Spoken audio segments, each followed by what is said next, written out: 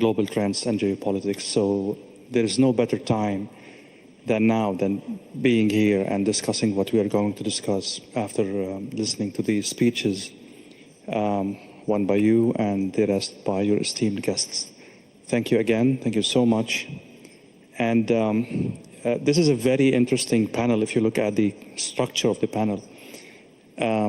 We have China, we have Indonesia, very important country from the ASEAN, we have Russia, we have Bahrain, a very important and vibrant GCC country, and then we have South Africa, which is a founding member of the BRICS. And still some people would say Vladimir Putin is isolated. So I don't know if this panel says something, it says how multipolar the world has become. Mr. President, the floor is yours for the first speech.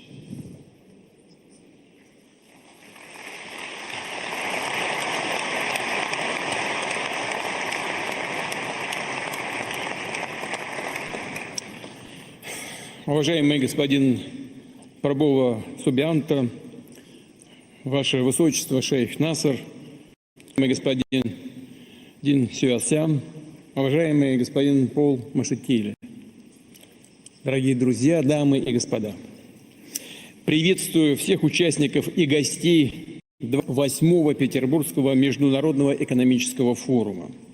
Его формат традиционно предполагает предметные, содержательные дискуссии по самым актуальным темам. И мы рады, что к их обсуждению на площадках форума присоединились представители 140 стран и территорий.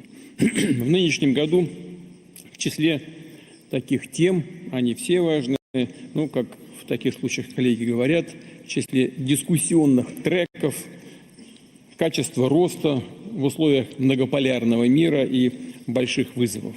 А это тектонические изменения в глобальной экономике и демографии, включая динамику населения планеты, социальные, общественные и геополитические противоречия, которые дают о себе знать кризисами, региональными конфликтами, которые стремительно вспыхивают с новой силой, и мы видим это, к сожалению, сегодня на Ближнем Востоке.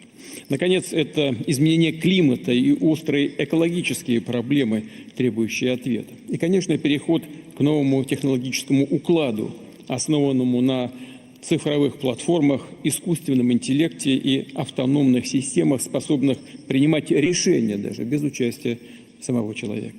Вопрос в том, как сделать так, чтобы позитивные технологические изменения распространялись повсеместно, чтобы новые цифровые технологические решения были доступны, позволяли странам и регионам, городам выходить на новый уровень развития, прогресса, подниматься вверх, добиваться того, чтобы эффект от технологического прорыва приносил благо, пользу всем, включая изменение структуры общества, снижение уровня бедности и повышение качества жизни, а также равные возможности для каждого человека получать знания, которые помогут ему раскрыть свой потенциал. То есть, чтобы был реализован фундаментальный принцип справедливости. В ходе своего выступления остановлюсь на том, какие задачи стоят перед нашей страной, перед Россией в этих сферах, что мы делаем для их решения вместе с бизнесом, научными и общественными объединениями, а также о том, какие предлагаем подходы, чтобы поддержать экономический рост не только в нашей, но и создать совместные механизмы глобального и регионального развития в партнерстве с дружественными нам странами. Начну с текущего состояния российской экономики.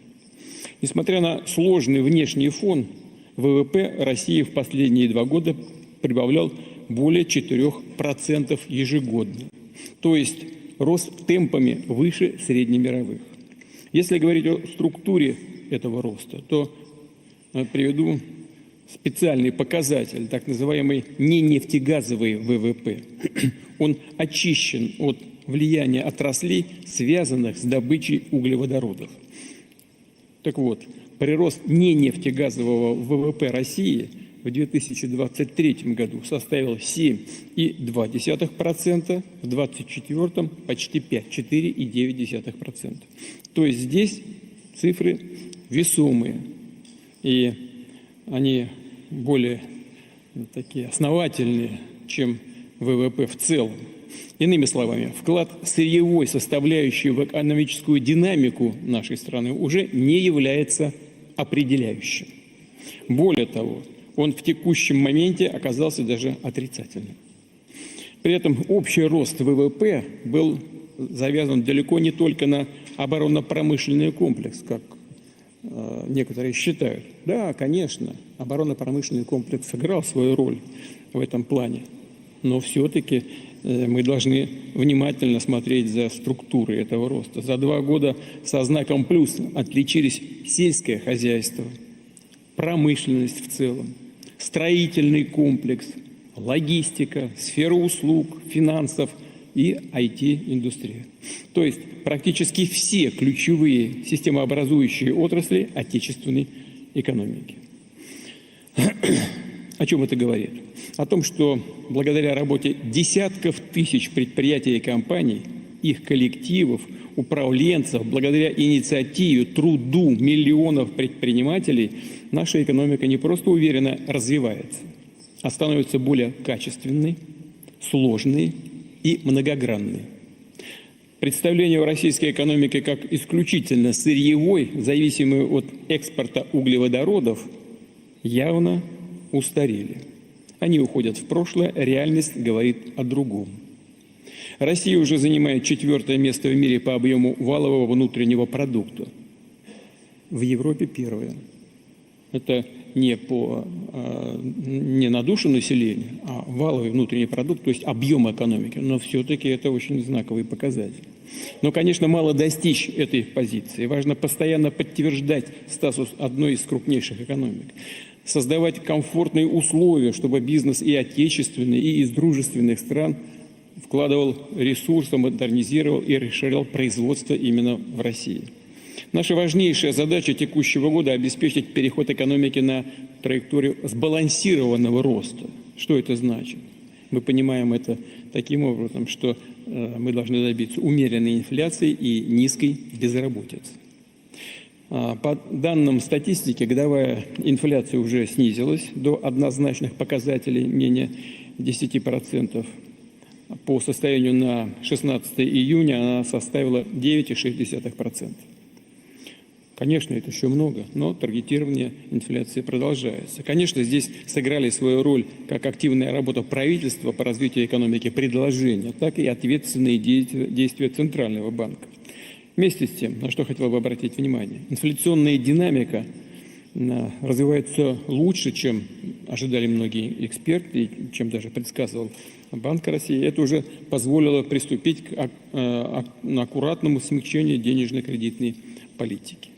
Но изменение потребительских цен – это далеко не вся картина.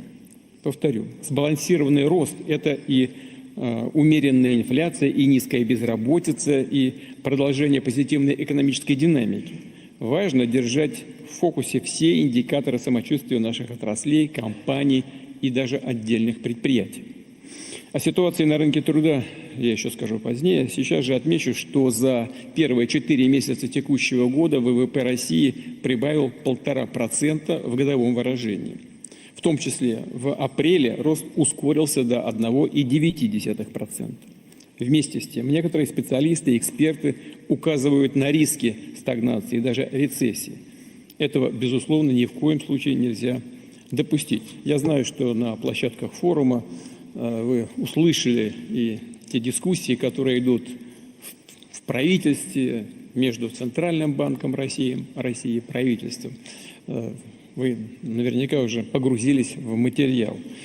Нужно вести грамотную, продуманную бюджетно-налоговую и денежно-кредитную политику. Настраивать их механизмы прежде всего на поддержку и стимулирование роста. Естественно, при обеспечении макроэкономической, инфляционной и финансовой стабильности. То есть наш стратегический вектор именно в том, чтобы активно, последовательно, шаг за шагом менять структуру отечественной экономики. Как уже сказал, многого добились, но очевидно, что критически важно идти вперед, тем более с учетом кардинальных изменений в мире. О важности дополнительных действий на этот счет мы говорили на Совете по стратегическому развитию и национальным проектам еще в декабре прошлого года. Правительство, регионы, бизнес, экспертное и научное сообщество вместе определяли задачи повышения темпов долгосрочного роста и структурных изменений экономики. Сегодня в общем виде предлагаю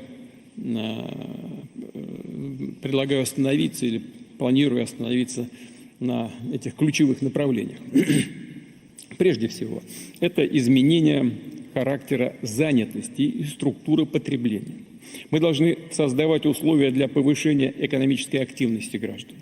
Для этого и для того, чтобы и молодежь, и люди в зрелом возрасте могли реализовать свой потенциал на рынке труда, получать новые компетенции, успешно строить карьеру, увеличивать свой доход. То есть речь о переходе к экономике высоких заработных плат и основанных не на том, что не хватает, есть дефицит рабочей силы, и предприниматели вынуждены поднимать в этой связи заработные платы и переманивать работников к себе. Высокие заработные платы должны быть основаны на повышении качества рабочих мест и на повышении производительности труда. За последние 4 года количество занятых в России выросло на 2 миллиона 400 тысяч человек. Начиная с октября прошлого года в целом по стране уровень безработицы стабилизировался и составляет примерно 2,3%. Мы добились исторического минимума безработицы. Что важно, есть количество занятых в России выросло на 2 миллиона 400 тысяч человек. Начиная с октября прошлого года в целом по стране уровень безработицы стабилизировался и составляет примерно 2,3%. Мы добились исторического минимума berhasil merendahkan dalam sejarah kita mengurangi angka pengangguran. Apa yang penting terdapat dinamika positif di seluruh subjek federasi kita, di mana terdapat masalah pelik dalam bidang ketenagakerjaan. Kolega kita di Rusia tahu bahwa di sini di Kaukasus Utara ada pengurangan tingkat pengangguran. Misalnya kira-kira 2 kali lipat. Ini adalah indikator yang baik. Di sini bekerja dengan baik dengan tepat kebijakan stimulus bagi ekonomi makro dan usaha aktif pemerintah daerah dengan dukungan program federal tentu saja dalam bidang ketenagakerjaan. Juga yang tak kalah penting yaitu implementasi solusi teknologi secara luas seperti misalnya platform ketenagakerjaan dan pasar digital atau marketplace. Terlebih lagi untuk kolega kita saya pernah berbicara bahwa saat ini di daerah Chechnya berkembang sekali. Khususnya, misalnya di Chechnya terlihat sekali dengan baik. Dan ini apa yang secara khusus saya garis bawahi, telah tumbuh jumlah pekerjaan, lapangan pekerjaan bagi generasi muda yang baru saja masuk dalam pasar kerja. Mereka mendapatkan tempat kerja pertama. Sesuai angka pengangguran di kalangan generasi muda di Rusia masuk daftar terbaik di dunia. Di Rusia itu berada pada 7,5%. Sebagai contoh, seperti Prancis, Inggris, angka pengangguran kaum muda berada di angka 16 dan 11%. Intinya pengangguran kaum muda adalah masalah terpelik dalam bidang sosial ekonomi di dunia modern kita. Di Rusia seperti yang kita lihat pada umumnya, masalah ini kita berhasil dengan baik menyelesaikan. Saya pikir kita bisa mengatasinya. Tentu saja kita punya arah tujuan berusaha bersama. Namun saya garis bawahi kemajuan dalam bidang itu sangat kasat mata jelas dan akibat efek dari pekerjaan itu tidak hanya terlihat pada generasi muda. Di sini dilihat awal yang baik tuntutan pasar kerja menentukan nasib karir dan kualitas profesionalisme generasi muda, posisi mereka di masyarakat.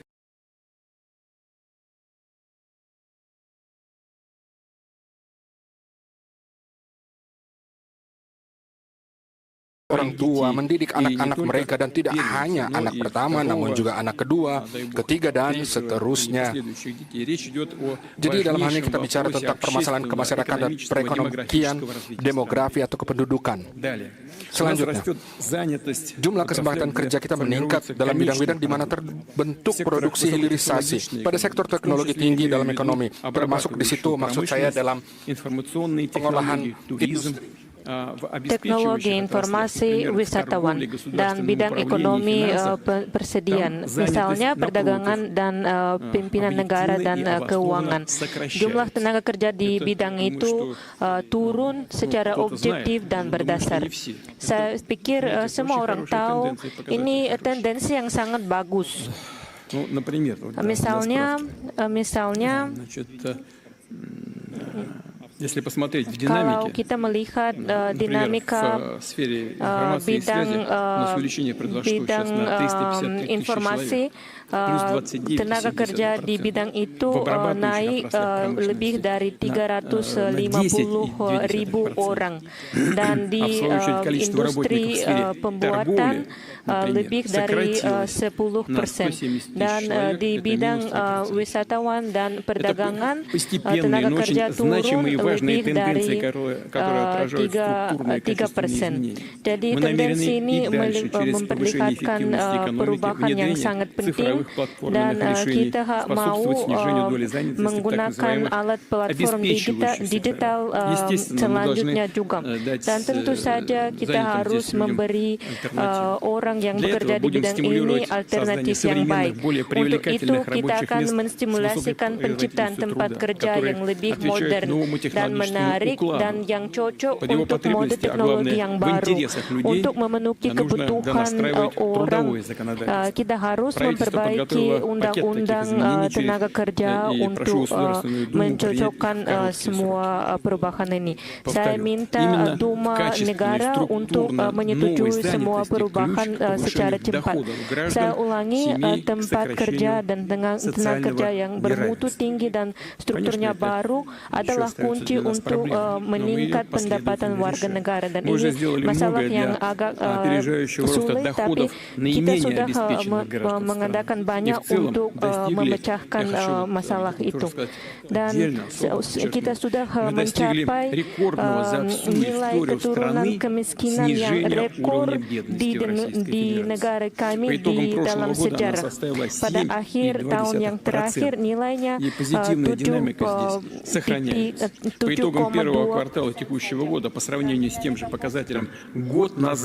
численность граждан с доходами ниже прожиточного минимума сократилась более чем Misalnya pada kuartal pertama tahun ini jumlah warga miskin sudah turun lebih dari 2 juta orang. Dan pada tahun 2000 taraf kemiskinan adalah 29%. Dan ini adalah keadaan kepada lebih dari 42 juta orang. Dan tahun terakhir pada tahun 2024 sudah ada 77,2% saja, atau 10,5 juta orang. Jadi kita mau mencapai hanya kurang dari 7% orang miskin sampai tahun 2030. Dan yang paling penting meningkatkan semua pendapatan orang berdasar pada produktivitas tenaga kerja. Dan с небольшим процентом в 2021 году до почти 44% в 2021. На чем мы сосредотачиваем усилия? Прежде всего, адаптируем образовательные программы под потребности реального сектора. Кстати, динамика молодежной безработицы, о которой я только что сказал, показывает, что мы движемся в правильном направлении. Добавлю, что в этом году в преддверии нашего форума вышел рейтинг образовательных организаций pemeringkatan lembaga pendidikan di Rusia dalam hal level ketenagakerjaan dan upah serta gaji para lulusannya. Rating ini memungkinkan kita melihat profesi apa saja yang paling banyak dibutuhkan dalam pasar kerja. Lembaga pendidikan mana saja yang bisa memberikan pengetahuan dan keahlian terbaik yang dibutuhkan di pasar kerja pada saat ini. Rating seperti ini adalah salah satu dari indikator utama efektivitas tim manajerial lembaga pendidikan. Saya mohon agar pimpinan kementerian terkait dan para para kolega baik di tingkat pusat maupun di daerah untuk memberikan perhatian khusus terkait ini, menggunakan rating ini sebagai alat instrumen pengaturan dan kontrol dengan perubahan pada bidang pendidikan dan selanjutnya, untuk peningkatan pendapatan penduduk, kita perlu meningkatkan kualifikasi dan pendidikan ulang bagi para karyawan, supaya mereka pada akhirnya meningkatkan karir profesional, bisa pindah ke perusahaan lainnya, pindah ke daerah lain.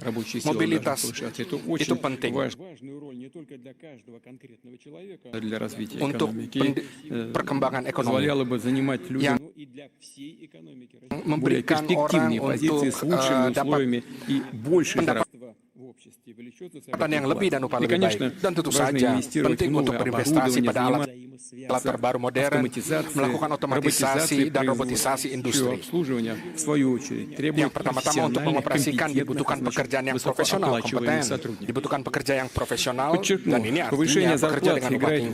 Saya garis bawahi, kenaikan upah memainkan peran penting, bukan hanya manusia, tetapi kesejahteraan keluarganya demi pendidikan anak yang berkualitas, dan juga perekonomian Rusia. Karena pertumbuhan pendapatan dan penurunan ketimpangan sosial di masyarakat akan merubah struktur permintaan yang menjadikannya lebih seimbang. Ini juga merangsang konsumsi dan balans barang dan jasa dalam negeri. Termasuk misalnya kita bicara tentang industri pariwisata, bidang makanan dan minuman, bidang-bidang yang mengkapitalisasi warisan alam kita, meningkatkan potensi kota-kota dan desa-desa, dan menjadikan mereka lebih nyaman, kondusif untuk hidup, bekerja, dan berlibur. Saya mengingatkan bahwa dalam hal ini bahwa kita bersama dengan para kolega dari pemerintah telah sepakat untuk melaksanakan sistem penghapusan pajak yang terbaru, sistem fiskal tetap NDS untuk sektor pangan dengan angka tetap. Sebagian besar pendapatan yang masuk langsung ke pemerintah Kota Mada, yang mana memberikan mereka tambahan dan insentif bagi proyek-proyek dan proyek pembangunan untuk juga meningkatkan kualitas hidup. Kita wajib meningkatkan menyokong industri ekonomi kreatif yang terkait dengan ilmu pengetahuan, budaya, seni, dan kreativitas, termasuk juga bidang seperti arsitektur, desain, teknologi, musik, dan penerbitan, dan lain-lain. Semua yang pakar dinamakan ekonomi tayangan. Pada tahun ini sudah undang-undang federasi termasuk kekuasaannya yang memberi dasar untuk membantu pembangunan industri kreatif. Dan kita mau menciptakan infrastruktur yang diperlukan kepada bidang ini. Untuk mengadakan kerja ini secara yang lebih berdasar, saya minta pemerintah dengan subjek federasi mempersiapkan strategi pertumbuhan ekonomi kreatif yang berjangka masa panjang. Dan identitas warga negara kita adalah adalah objek wisatawan dan kebudayaan yang bersejarah. Jadi sampai tahun 2030 kita mau memperbaiki lebih dari 1.000 objek begitu di negara kita. Dan program pencobaan pemberian kredit kepada perusahaan yang memperbaiki objek ini sudah dilancar di Rusia, dan sudah ada budget untuk melaksanakan program ini. Dan saya mau menyatukan semua langkah kita untuk memperbaiki objek wisatawan dan membela semua kesenian kita.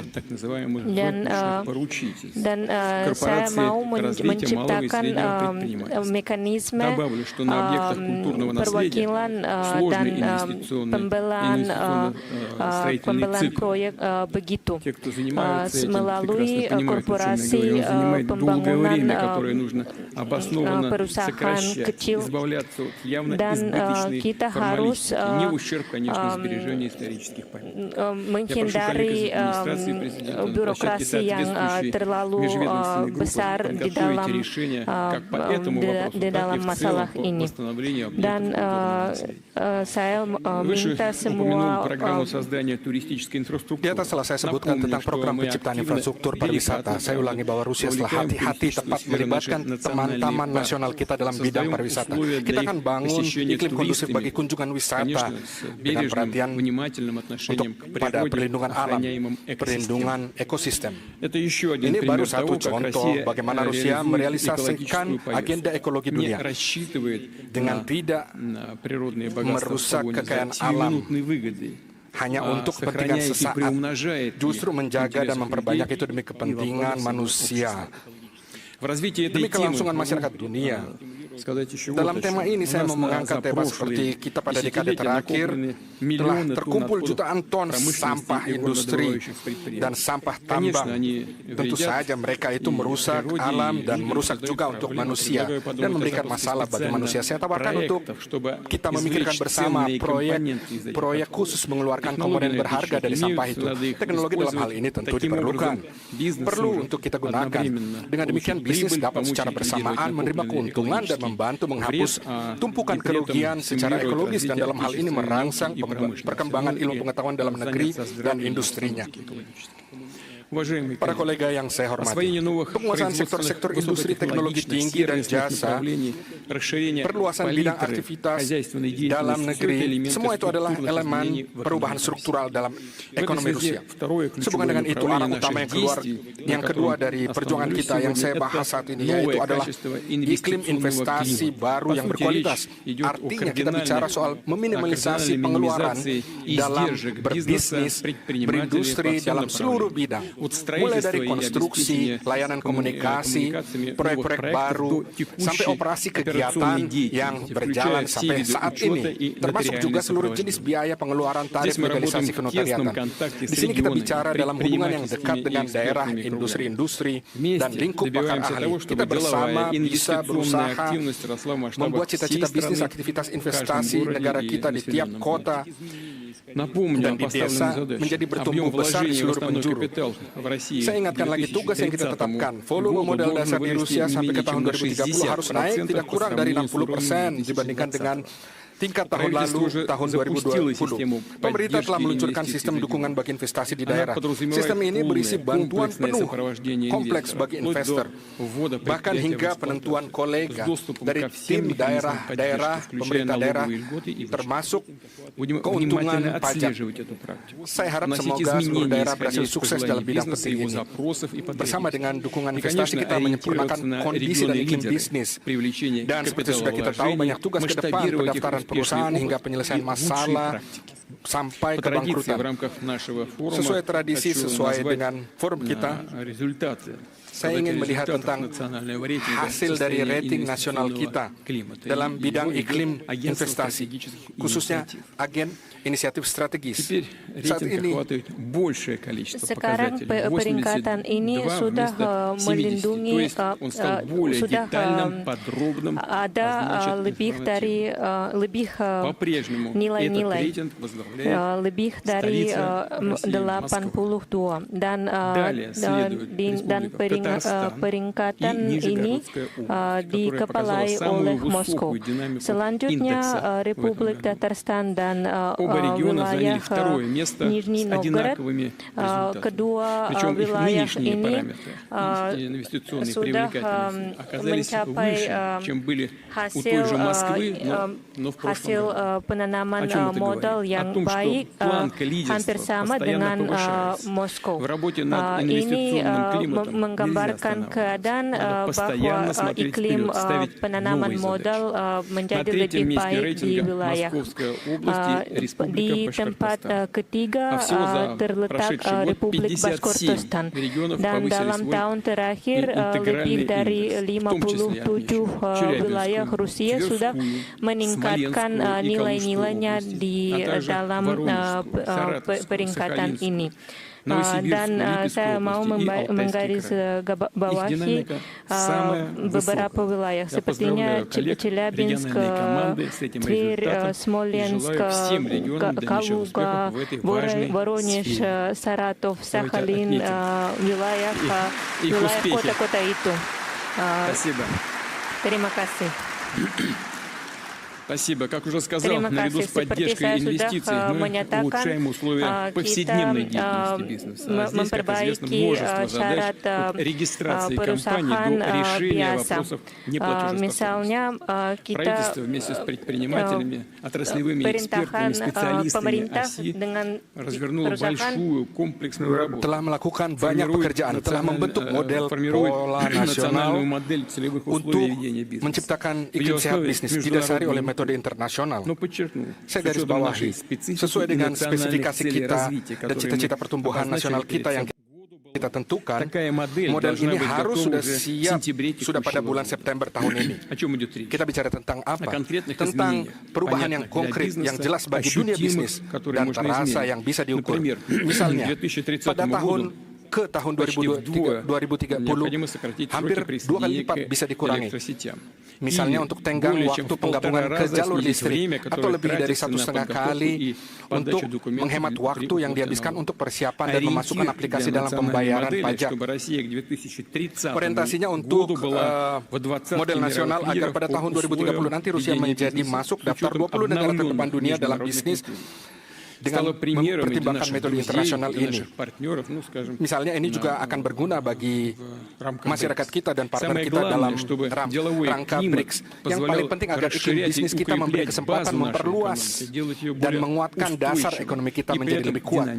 Dan dalam hal itu secara dinamis juga dan meningkatkan tujuan dengan jelas untuk peningkatan produk barang dan jasa. Pergerakannya seperti dalam pasar domestik dan dalam pasar ekspor. Saya garis bawahi bahwa kekuatan daya saing dalam negeri, industri pertanian, bidang jasa, dan banyak bidang lainnya harus didasarkan dalam teknologi dalam negeri kita sendiri. Itu adalah jalur ketiga untuk perubahan struktural ekonomi kita. Ekonomi kita harus menjadi lebih berteknologi. Dan itu bukan hanya harapan, ini adalah tuntutan yang penting objektif pada saat ini. Panggilan atau tantangan pada saat ini yang harus kita lakukan adalah kita harus menjadi lebih kuat. Kita sudah melihat di depan mata kekuatan besar untuk melakukan membuat era baru perubahan teknologi.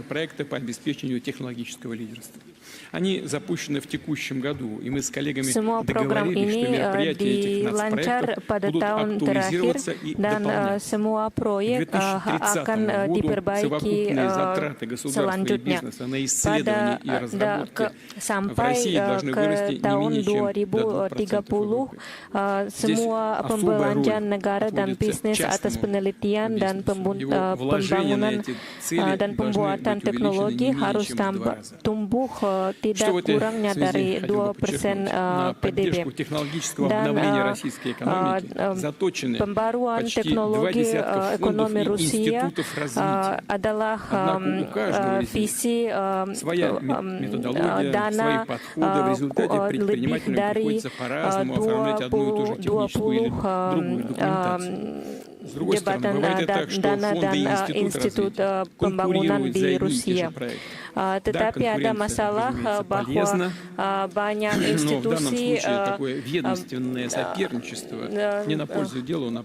mau mendapat proyek yang sama di dalam bidang teknologi ini. Jadi tidak lama masa yang lalu kita sudah menciptakan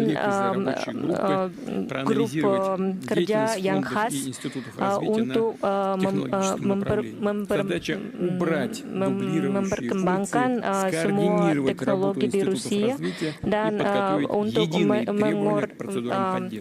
mengordinasi semua langkah institusi yang bermacam-macam di Rusia. Dan dalam 2 tahun yang terakhir ada banyak permintaan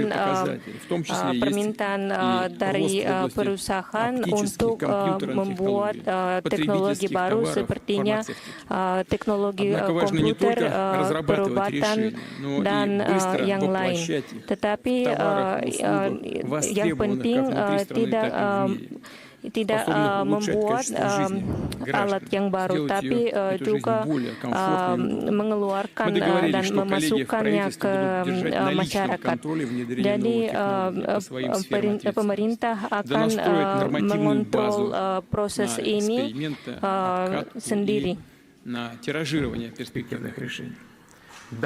Saya tambahi, ini menurut saya penting agar pemerintah menyiapkan laporan tahunan khusus tentang dinamika perkembangan teknologi Rusia, di mana di situ termasuk akan dinilai tingkat terbaru kedaulatan teknologi nasional kita dan solusi yang terdepan dalam menuju kekuatan teknologi, dan juga tempo implementasinya dalam bidang-bidang ekonomi. Sayangnya, tingkat saat ini, tingkat komersialisasi, penemuan ilmu pengetahuan alam dan di bidang universitas tidak begitu tinggi, dan itu harus didukung oleh kampus-kampus dan lembaga-lembaga ilmu pengetahuan. Hanya 1 penemuan dari 100 lembaga pendidikan itu sangat sedikit, tidak cukup, dan diperlukan tindakan yang lebih aktif di antara lembaga pendidikan, institut, dan dunia bisnis. Harus mendukung satu sama lain. Program universitas industri ada di Rusia dalam rangka dunia bisnis yang berpengalaman telah bekerja sama dengan para mahasiswa yang berspesialisasi dalam bidang-bidang tertentu, menyiapkan solusi teknologi dan produksi teknologi.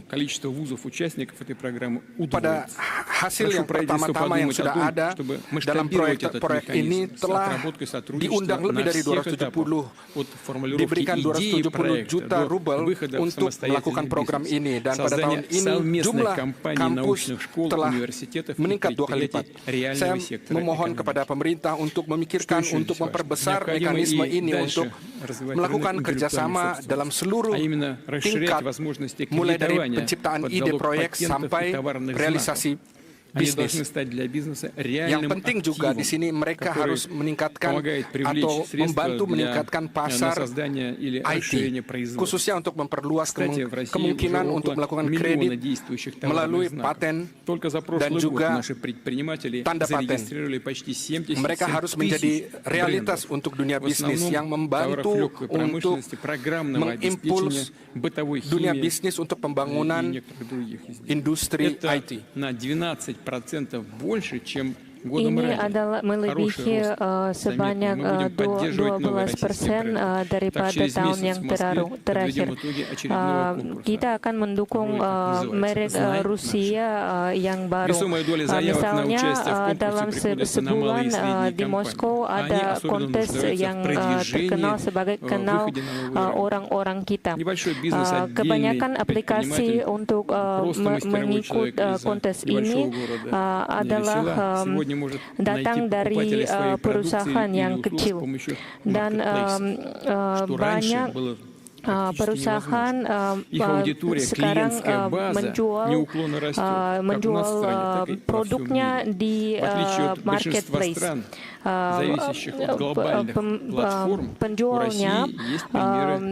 Penjualnya datang dari wilayah negara bermacam-macam dan dari luar negeri juga. Ini pencapaian yang sangat besar, yang sangat yang kita merasa sangat bangga dengan pencapaian ini.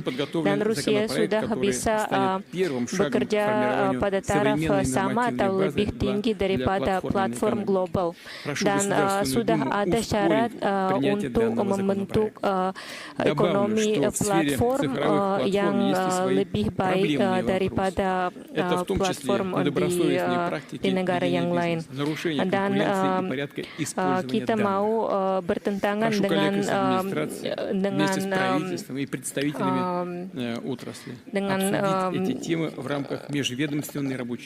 kita mau berlangsung berbicarakan masalah-masalah yang ada di dalam bidang ini di Duma negara, dan pada waktu sama kita mau bekerja lebih banyak dengan bidang perdagangan offline juga. Dan sekarang kita mau memperbaiki bidang perdagangan tradisional juga, dan tetapi sekarang yang paling penting itu menyesuaikan syarat perusahaan dengan kebutuhan ekonomi platform. Dan kita harus mempergunakan semua kemungkinan ini kepada perusahaan kecil. Jadi saya minta pemerintah untuk memiliki platform negara, termasuk garansi korporasi internasional, korporasi UMKM. Lalu, tentu saja solusi yang terbaik, termasuk solusi digital, perlu kita implementasikan untuk memperkuat perdagangan luar negeri. Maksudnya di sini untuk bidang logistik, garansi, asuransi, pembayaran, dan sistem pembayaran. Kita sudah memiliki komisi bersama untuk bekerja untuk dilakukan pada pembangunan pabrik, mobil, transportasi, dan jalur darat. Sekarang sudah ada dalam platform elektronik. Terdapat kontur transportasi Rusia, termasuk untuk mobil, pesawat, kereta, dan transportasi laut dan sungai. Ini kita bicara tentang pembangunan platform nasional digital untuk bidang logistik, khususnya untuk dasar teknologi, untuk memiliki perkembangan dan membangun arteri internasional termasuk teritori di dalam teritori negara kita. Khususnya Transartika, koridor dari Saint Petersburg sampai Murman sampai Vladivostok dan lain-lainnya. Terkait dengan sistem pembayaran infrastrukturnya, kita telah bekerja sama dengan para kolega dari BRICS. Tentu saja dibutuhkan pengalaman negara-negara sahabat kita, khususnya untuk pembangunan valuta nasional digital. Di Rusia, proyek pilot telah direalisasikan 2 tahun lalu. Telah dikerjakan seluruh operasi khusus dasar, termasuk pembukaan dan penutupan rekening, transfer antara perorangan atau badan hukum, pembayaran, perdagangan, dan jasa. Sekarang tugas kita untuk menggunakan rubel digital secara masif untuk warga negara dan juga untuk pemerintah. Saya pikir saya memohon pada Central Bank dan pemerintah untuk mempercepat proses penggunaan digital ini dalam kehidupan sehari-hari. Jalur perubahan ekonomi struktur keempat adalah peningkatan mutu perdagangan luar negeri. Sudah ada tugas tumbuh ekspor migas di Rusia. Untuk itu kita akan memperkembangkan hubungan dengan mitra kita, menghindari penghalang perdagangan dan membuka niche pasar baru. Dan misal yang bagus kerja seperti ini adalah rencana kerjasama strategis dengan Republik Masyarakat Cina sampai tahun 2030. Dan rencana seperti ini sudah dibahas dengan India. Dan kita akan lanjut merealisasi proyek nasional, kooperasi internasional dan ekspor. Dan pada tahun yang akan datang kita bekerja sama dengan negara-negara dekat kita, yaitu Belarusia, Uzbekistan dan Kazakhstan, dan juga di Turki dan Vietnam. Dan kita akan mengadakan proyek besar di bidang energi, termasuk energi nuklir dan industri pembuatan. Dan tambahannya ekspor yang non migas itu adalah hanya bagian yang kecil dari tugas perdagangan luar negeri kita. Dan semua tugas yang ada di depan kita ada banyak tugas. Dan di Rusia kita mau bekerja dengan tugas untuk berkonsentrasi untuk membuat teknologi yang lebih sulit dan produk dan jasa yang lebih sulit. Dan kita mau memindahkan pembuatan teknologi yang lebih sulit ke negara kita. Dan syarat ini akan membantu membuat saya tugaskan pemerintah bersama untuk melakukan pekerjaan konkret kita dalam bulan-bulan depan ini. Kolega yang saya hormati, keuangan infrastruktur adalah sektor real dalam ekonomi Rusia. Dan dibutuhkan kecepatan dan tanggapan yang cepat terhadap ancaman luar dan kebutuhan dan perubahan pemerintahan untuk warga negara kita dan bagi partner luar negeri kita. Pendekatan ini secara penuh kita lakukan bukan hanya untuk warga negara, sektor warga negara, tetapi juga ke sektor pertahanan dan keamanan. Dan secara kardinal, perubahan di sini adalah arah kelima dari pembaruan ekonomi kita dan secara umum perkuatan kedaulatan kita. Prinsip kunci di sini adalah pertama, teknologi dalam seluruh tahap dari pengolahan dan industri logistik, pembelian dan jaminan sektor-sektor terkait. Kita perlu menganalisa inovasi teknologi dalam seluruh sektor dan dengan cepat mengimplementasikan dalam bidang pertahanan keamanan. Di mana dimungkinkan kita harus juga menghubungkan dengan sektor warga negara. Saya katakan lebih dari itu, kita harus pergi keluar dari kotak kita, khususnya untuk mengembangkan sektor industri kompleks pertahanan keamanan dan segmen warga negara yang harus memiliki dua fungsi. Kita tidak perlu terlalu banyak memikirkan yang lain. Yang dibutuhkan dalam bidang logistik, laut, dan udara, untuk kedokteran, peralatan kedokteran. Kita perlu keluar dari pembagian perusahaan, pembagian konsep perusahaan pertahanan keamanan dan perusahaan biasa. Situasi ini berkembang bahwa ini lebih bersaing. Teknologi tinggi dan holding teknologi tinggi harus bisa memutuskan masalah khususnya dalam bidang pertahanan keamanan dan bidang kemasyarakatan. Yang kedua itu kecepatan perubahan itu sendiri.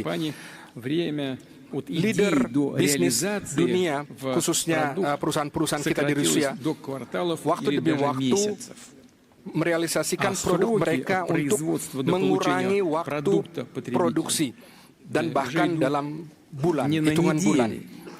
Bukan hanya bulan tetapi dalam hitungan minggu dan bahkan hitungan hari. Bidang pertahanan keamanan harus berorientasi khususnya untuk standar itu. Yang ketiga adalah kemudahan untuk berubah. Ini kita bicara tentang peningkatan peran para komandir atau kepala staf militer kita, untuk industri militer kita, khususnya untuk pengambilan keputusan untuk implementasi teknologi. Justru saya pikir para kolegi kita, khususnya dalam seluruh sektor, saya pikir semua setuju dengan pendapat saya. Kita perlu agar semua ini bisa dilakukan dengan cepat.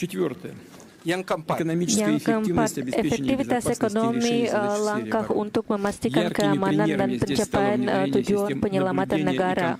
Misalnya, penggunaan sistem pengawasan dan kontrol dengan penggunaan kecerdasan buatan yang memperbolehkan menurunkan justru jumlah pelanggaran di Moskow dan alat yang tanpa pemudi yang agak murah dan penggunaannya untuk melawan alat militer yang sangat mahal dari lawan Rusia. Seumumnya industri militer kita berkembang dengan tempo yang sangat baik, dan saya akan mau menggarisbawahi bahwa pada dasar teknologi yang baru kita akan meningkat kemampuan tentara Rusia dan modernisasi objek infrastruktur militer. Dan pada waktu sama kita akan bekerja sama dengan negara-negara mitra dan sahabat kita untuk mempersiapkan tenaga kerja dan pabrik dan infrastruktur industri yang diperlukan bersama. Hari ini saya menggambarkan 5 jalur perubahan ekonomi Rusia struktur yang utama, dan pelantikan dan semua perubahan struktur di ekonomi kita akan memperbolehkan mencapai dinamika yang baik di dalam ekonomi kita. Saya mau memperingati bahwa sekarang kita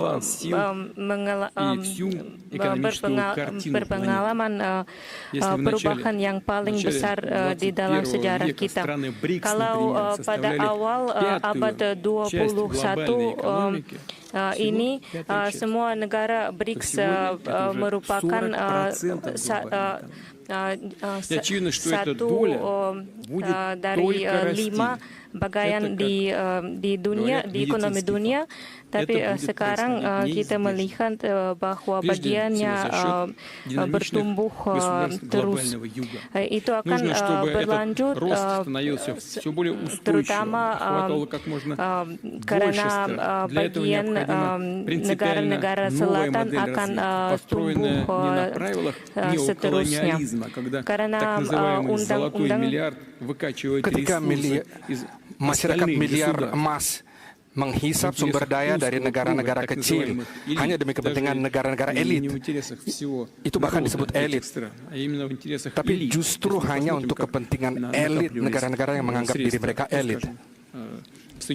Misalnya, Amerika Serikat dalam 10 tahun terakhir, mereka menganggap elit. Ini kan adalah data yang terbuka, bisa kita lihat. Untuk warga negara biasa, kelas menengah ke bawah, itu bisa saja menjadi dasar perubahan kita yang kita inginkan, khususnya dalam bidang politis juga. Dan kita harus mencapai supaya seluruh perubahan ini berpengaruh terhadap peningkatan kualitas hidup khususnya negara kita, terkait dengan pendidikan, iptek, teknologi, infrastruktur. Justru prioritas ini memberi arti Rusia merealisasikan agenda terbaik dan terbarunya.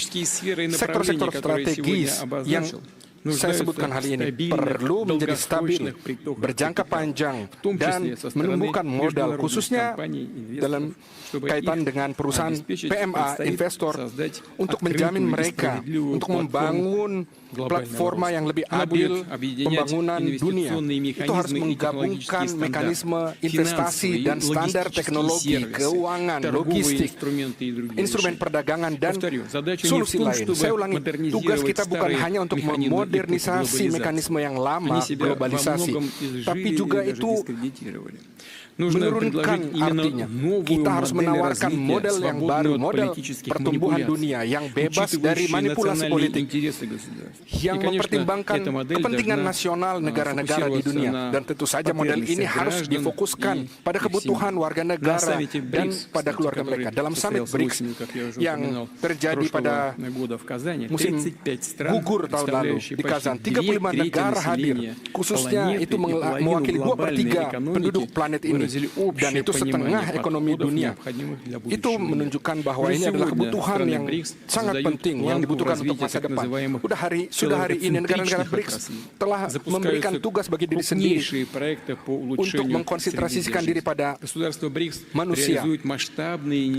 Negara BRICS merealisasikan inisiatif besar untuk bidang energi atom, aviasi, robot teknik, IT industri, dan juga inteligensi buatan. Dan tentu saja perhatian khusus kita berikan kepada hubungan di antara negara-negara BRICS untuk saling berdagang atau pertukaran perdagangan antara negara-negara kita sudah meningkat hingga triliun dolar dan terus bertumbuh. Semua ini adalah elemen pembangunan platforma dunia, dan itu dibangun dalam prinsip kunci BRICS. Itu adalah konsensus, paritas, dan kepentingan bersama. Dan yang penting juga, keterbukaan untuk semua. Siapapun yang mengharapkan bergabung untuk pekerjaan ini akan menjadi lebih baik ketika kita bekerja bersama untuk membangun masa depan. Dan Rusia mengundang mitra kita untuk memberikan kontribusi dalam pembentukan model perkembangan global yang baru. Kita bersama kan meyakinkan kemakmuran negara-negara kita dan perkembangan seluruh dunia yang stabil. Untuk itu kita mengadakan dialog terbuka di Moskow pada tahun ini, dan yang dihadiri oleh lebih dari 100 negara. Dan kita harap membuat format itu reguler. Tantangan global yang ada di depan dunia modern ini membutuhkan jawaban secara global.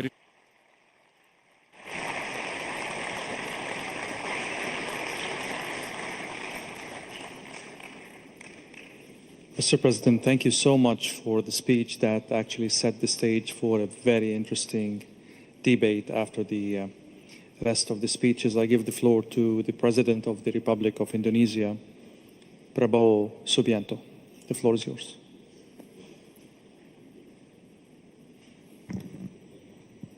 Your speech.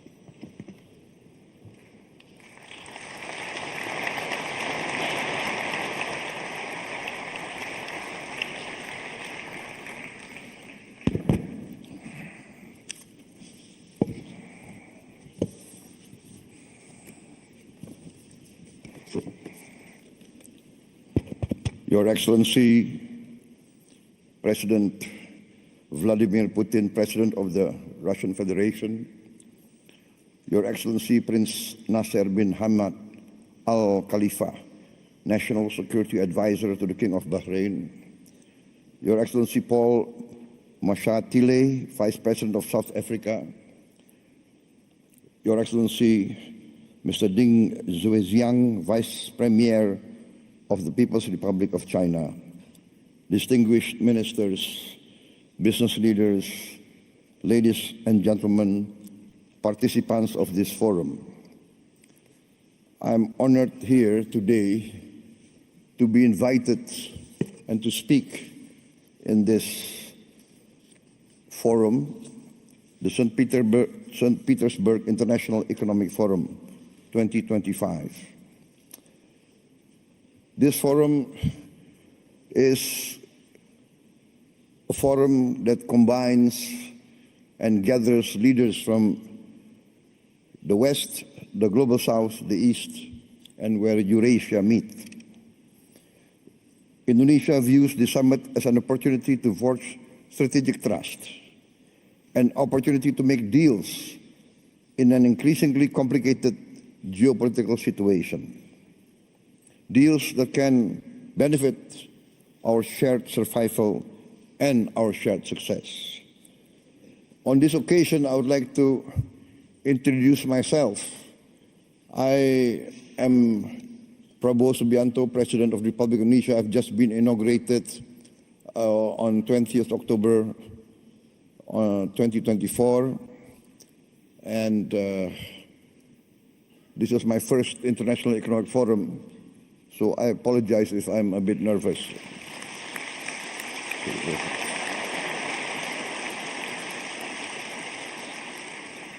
Indonesia is the fourth largest country by population. Every year, there are 5 million new Indonesians arriving in this world. Every year, 5 million. That means every year, a group of people the size of Singapore. So in 10 years, there will be 10 Singapores in Southeast Asia, the size. I give this as an illustration of the size of Indonesia. This gives us great opportunity, but also gives us great challenge. Any leader of Indonesia must think how to feed 5 million more mouths every year, 5 million new school places, etc., etc. The hospitals, and more important and most important is the food. In my opinion, the duty of a government is first to protect its people.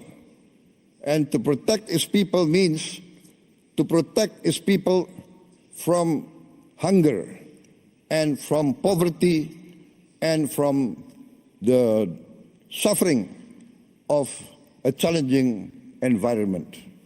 Therefore, when I took over the government of Indonesia, my main priority was, first, to achieve self-sufficiency in food.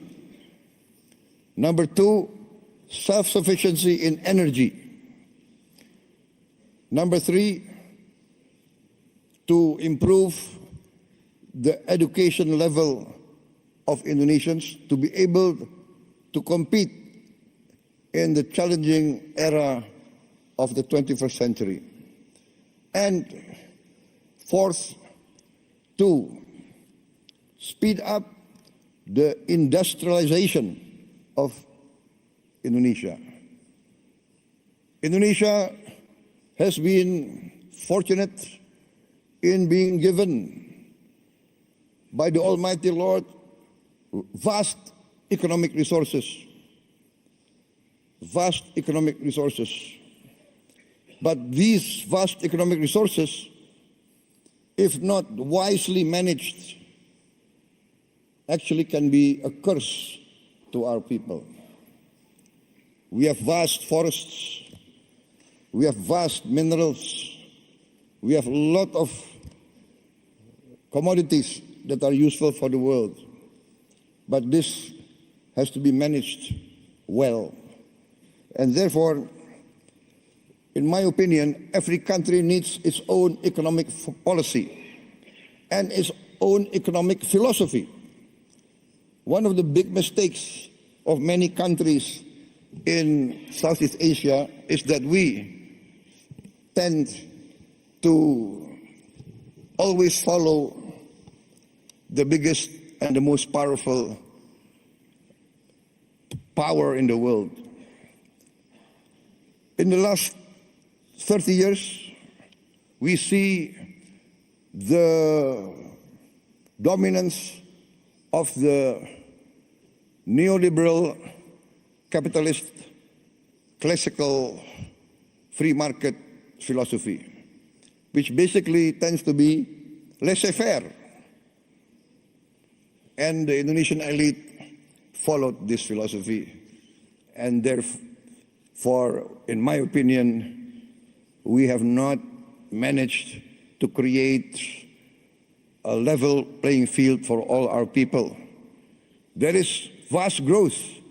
We have grown 5% continuously, especially the last 7 years. Yes, 35% in 7 years. But we have not managed to have this so-called trickle-down effect. The wealth remains at the top, less than 1%. And this is not a formula for success, in my opinion. Therefore, my position is this, that each country must follow its own economic philosophy. The economic philosophy that is in tune and that can be accepted by each country's culture and each country's background. Therefore, I have chosen the path of compromise, the path of the best of socialism and the best of capitalism. Pure socialism, we have seen, does not work. It's utopia. Pure socialism, we see many chances and many cases people do not want to work. Pure capitalism results in inequality, results in only a small percentage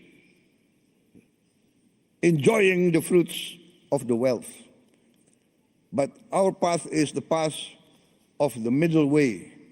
We want to use the creativity of capitalism, innovation, initiative. Yes, we need that.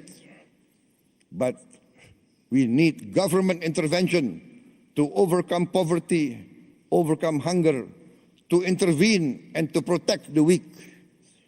Because there's a danger in developing countries like Indonesia of what we consider the danger of state capture.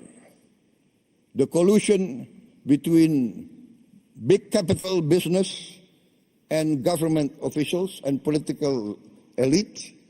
In the end, the collusion between these two groups does not result in the alleviation of poverty and the widening of the middle class.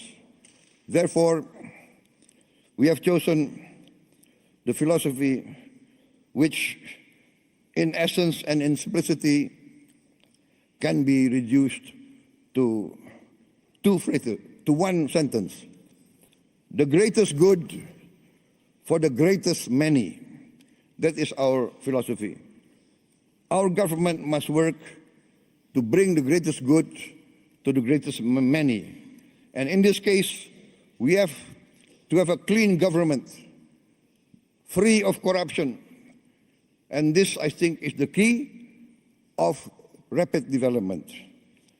I am proud to stand here before you.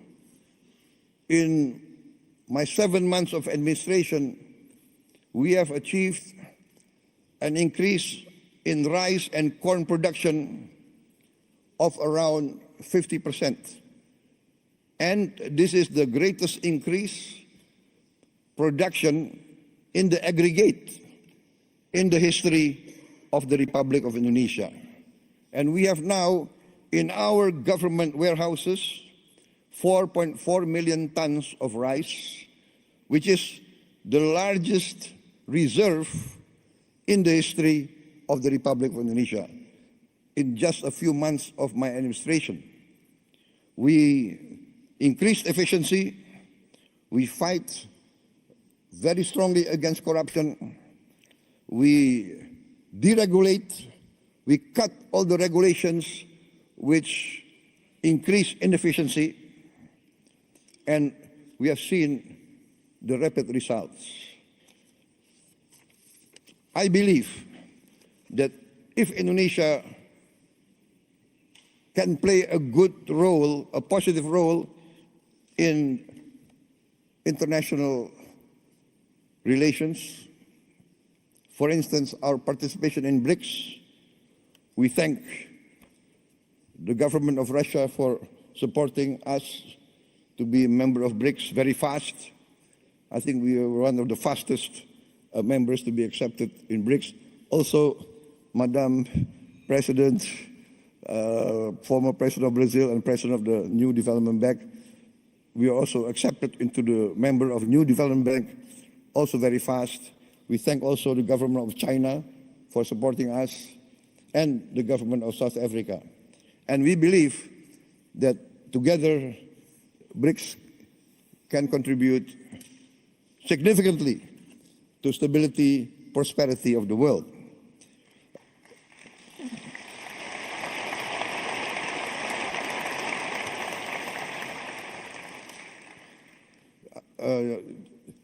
I would like just to tell us a slight story, not part of my speech, but I was asked why I did not attend the G7, but I attended the St. Petersburg Forum 25. And it's not because I did not respect the G7, it's because I gave my commitment to attend this forum before they invited me. So that's the only reason.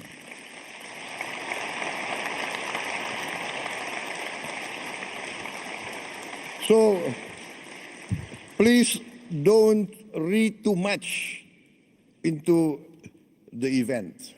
Sometimes political observers, they want to read, is this a political statement, right? No.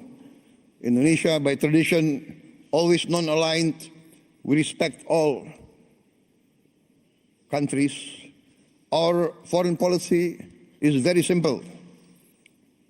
One phrase: 1,000 friends, too few. One enemy, too many. We want to be friends with everybody.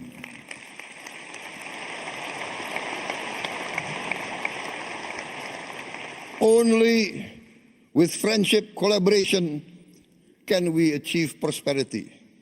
So thank you very much, President Putin, for inviting me.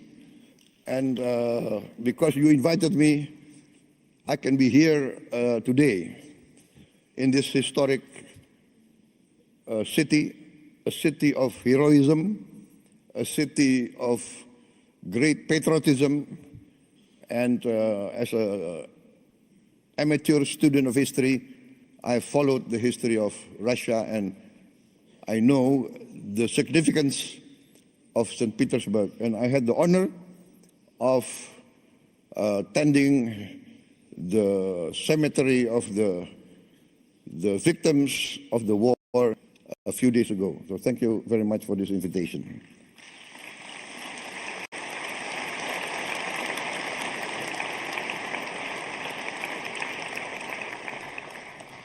For many times I have said in many forums that Indonesia has chosen the path of non-alignment. We consider that this world must develop into a multipolar world and is developing towards a multipolar world. The world of unipolar centrality is past. This is the trend of history. This is what's happening in front of us. And so I value very much the leadership of Russia and the leadership of also China. And I want to be very frank, in the present world, in the global south, I think many from the global south will agree with me. Russia and China has never had double standards.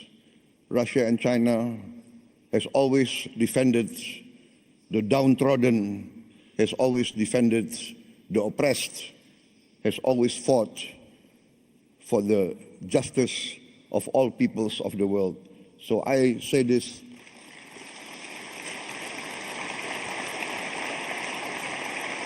from my heart. Therefore, Indonesia wants to be a good partner and a strong partner. My experts tell me that in this first semester, our economic growth is more than 5%. Actually, it can really end up by the end of this year nearly 7% or even more.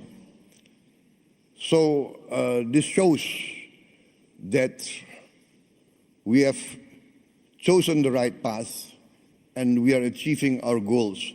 I'm very convinced that we will achieve our goals within a few years. I've given the target 4 years self-sufficient in food, and we are experiencing that we can be self-sufficient in food within this 1 year.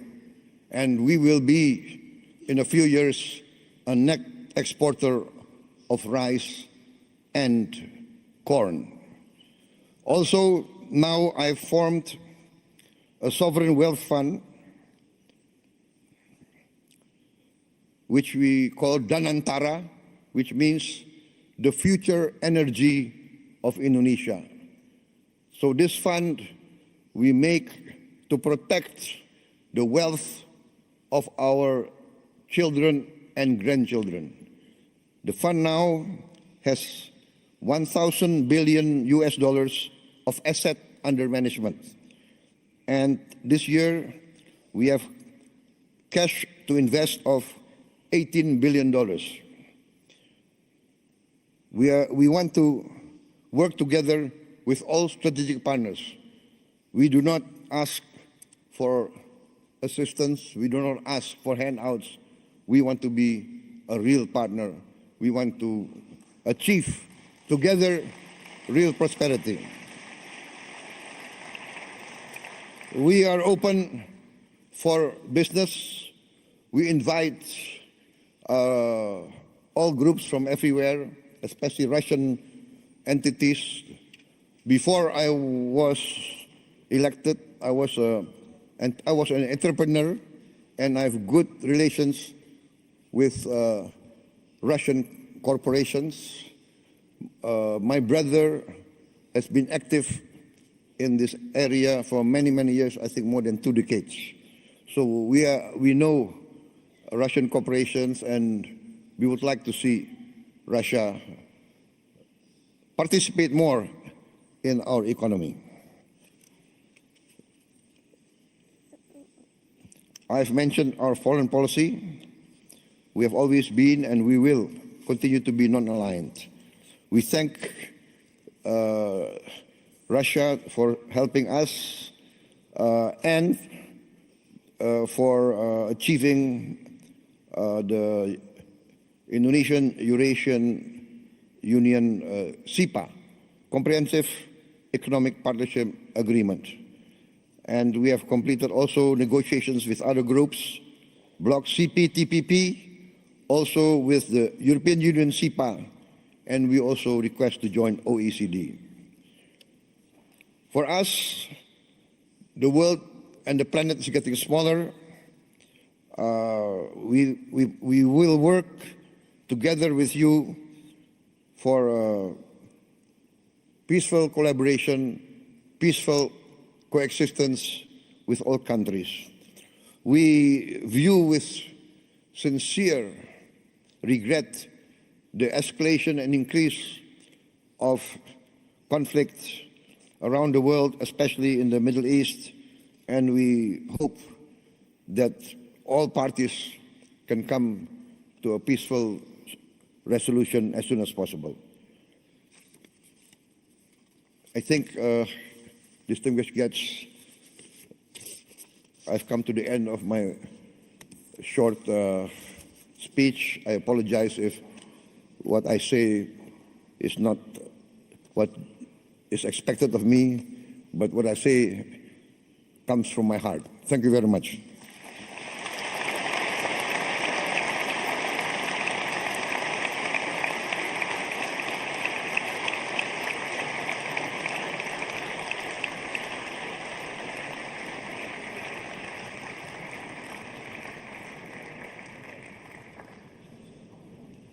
Thank you, President Subianto, and I'm not sure this is your first speech. It doesn't look like, actually. You did a great job. Thank you so much. I'll give the floor to the representative of His Majesty, the King of Bahrain for Philanthropy and Youth Affairs, National Security Advisor, Commander of the Royal Guard of the Kingdom of Bahrain, and the honor guest of this year's forum, Sheikh Nasser bin Hamad Al Khalifa. The floor is yours.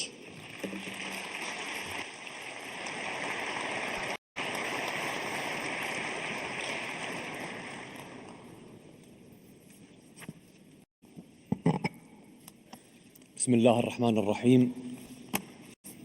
فخامة الرئيس فلاديمير بوتين رئيس روسيا الاتحادية الصديقة، أصحاب المعالي والسعادة، السيدات والسادة، السلام عليكم ورحمة الله وبركاته.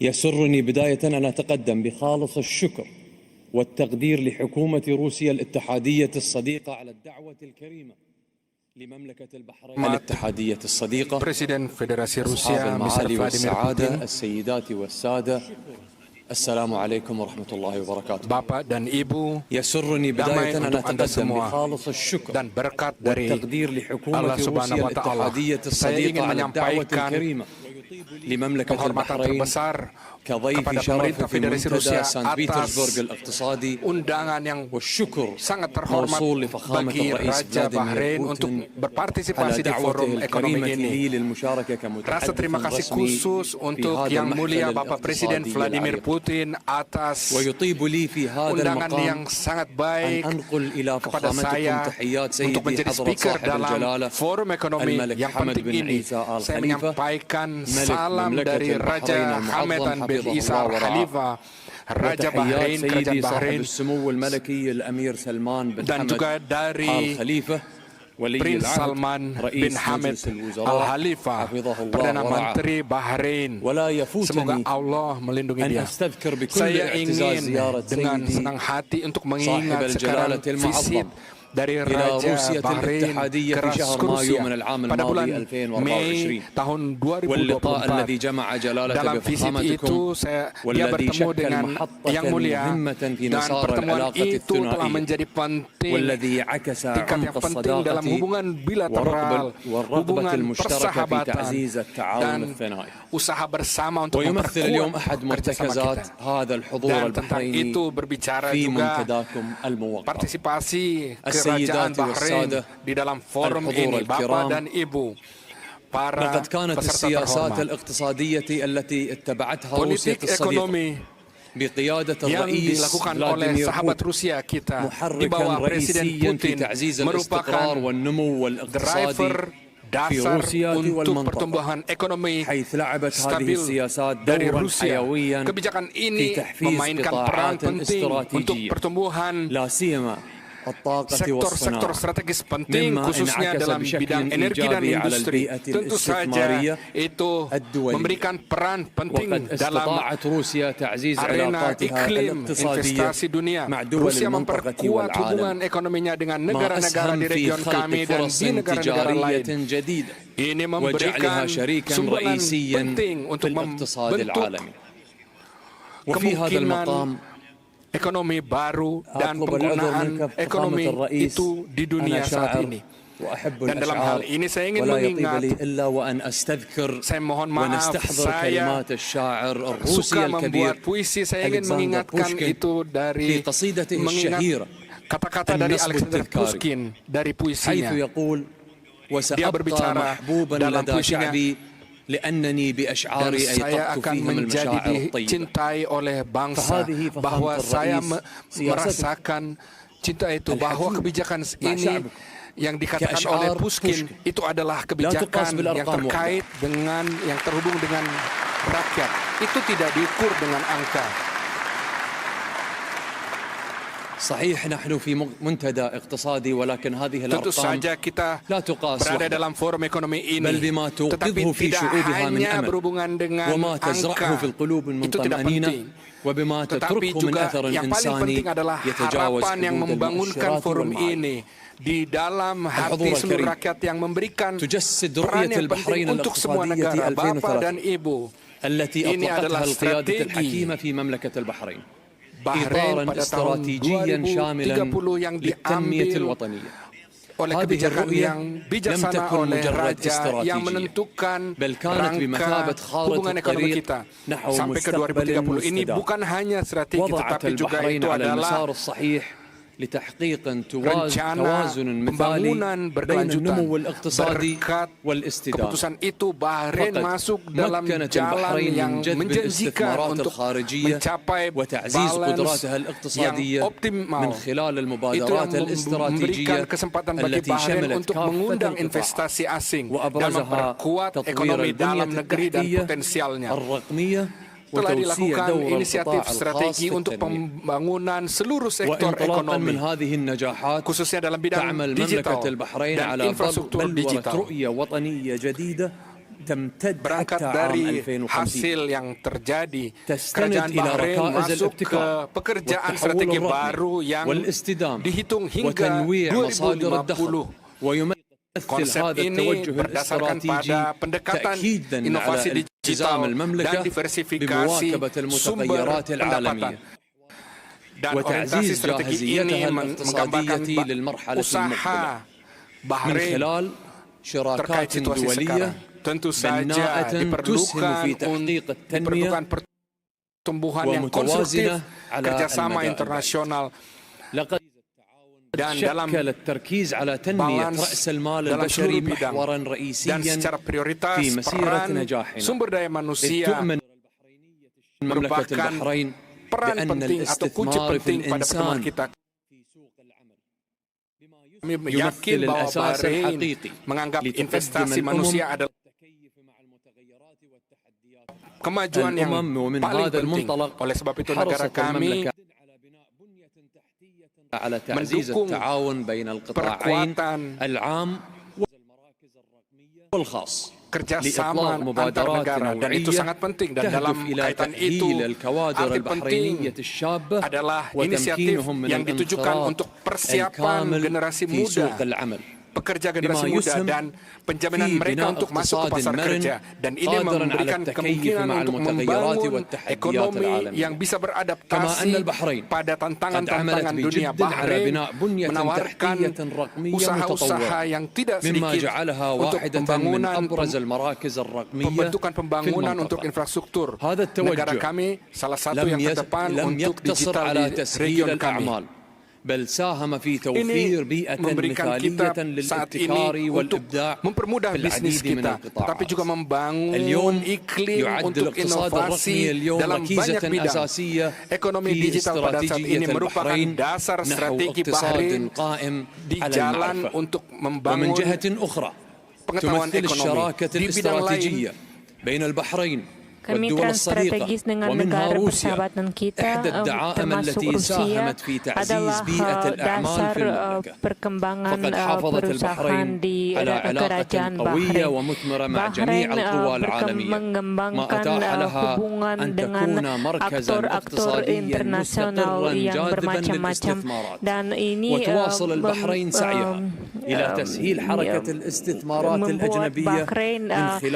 negara yang berminat dengan yang mengundang penanaman modal asing untuk membentuk keadaan perusahaan yang baik. وتعزيز بيئة الاستثمار في المنطقة وفي مملكة البحرين. kemistran dan يولي kerjasama أهمية بالغة لهذا negara-negara الدور di المحوري انطلاقا من إيماننا بأن الابتكار والإبداع ركيزتين أساسيتين لتحقيق التنمية الاقتصادية المستدامة. ومن هذا المنطلق نرى في منتدى سان بيترسبرغ الاقتصادي منصة فاعلة لعرض المبادرات الاقتصادية الطموحة Jadi kami melihat forum internasional Sankt Petersburg sebagai dasar yang penting, platform penting untuk pembicaraan semua hal yang penting antara perusahaan dan negara bermacam-macam. Investasi bukan adalah penanaman modal saja, tapi adalah pertukaran ide yang baru untuk merealisasikan proyek-proyek baru yang berinovasi untuk mempercepat progres teknologi.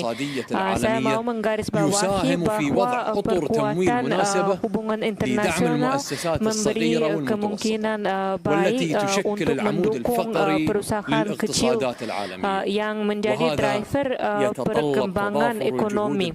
Ini memerlukan persatuan usaha baik di tingkat internasional maupun di tingkat nasional, dan memberi kemungkinan baru untuk memperdekat bekerjasama antara negara kita.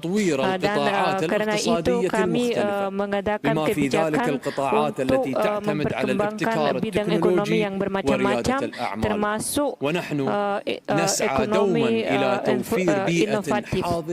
Dan kami ada tugas untuk menciptakan keadaan yang sangat kreatif yang membuka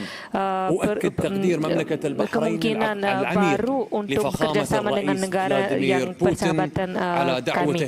Dan sekali lagi saya mau berterima kasih kepada Bapak yang mulia, Bapak Presiden Putin, atas pelaksanaan forum ini secara yang begitu bagus.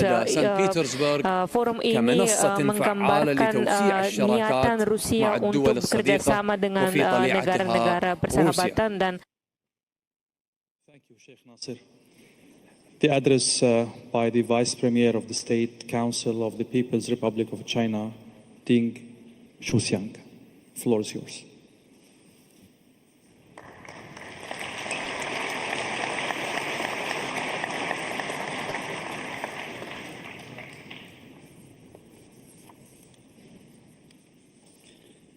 尊敬的普京总统，尊敬的各位嘉宾、女士们、先生们、朋友们，很高兴应邀出席第28届圣彼得堡国际经济论坛。本届论坛以共同价值、多极化世界发展为基础，具有重要的现实意义。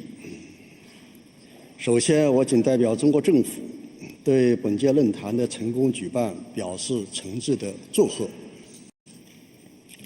10年前，中国国家主席习近平在出席第70届联合国大会一般性辩论发表的重要讲话中提出，和平发展、公平、正义、民主、自由是全人类 Rusia dengan keadaan forum yang sangat bersukses tahun ini.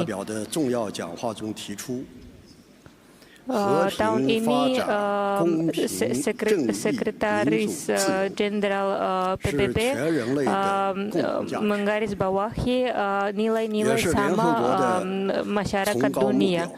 Dan tugas yang sangat tinggi organisasi internasional yang ada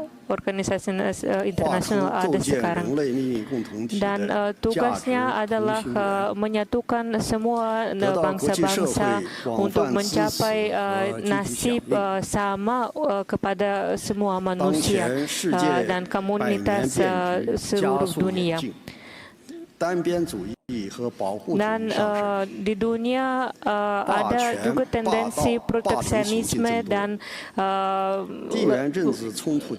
hegemoni. Dan ada banyak konflik yang menjadi lebih keras. Dan ada risiko banyak Dan semua orang masyarakat manusia berhadapan dengan tantangan yang sangat serius, dan kita mau mengikut semua nilai-nilai yang sama dan merealisasikan inisiatif keamanan global dan sivilisasi global untuk mendukung perkembangan dunia multipolar supaya mencapai perkembangan yang berdamai dan berkelanjutan. Karena itu saya mau memberi beberapa ide kepada Anda. Yang pertama, dunia harus memperkembang atas dasar kerjasama yang berdamai, dan kami harus bekerja secara multilateral dan memberi kemungkinan serata kepada semua. Dan dalam 8 tahun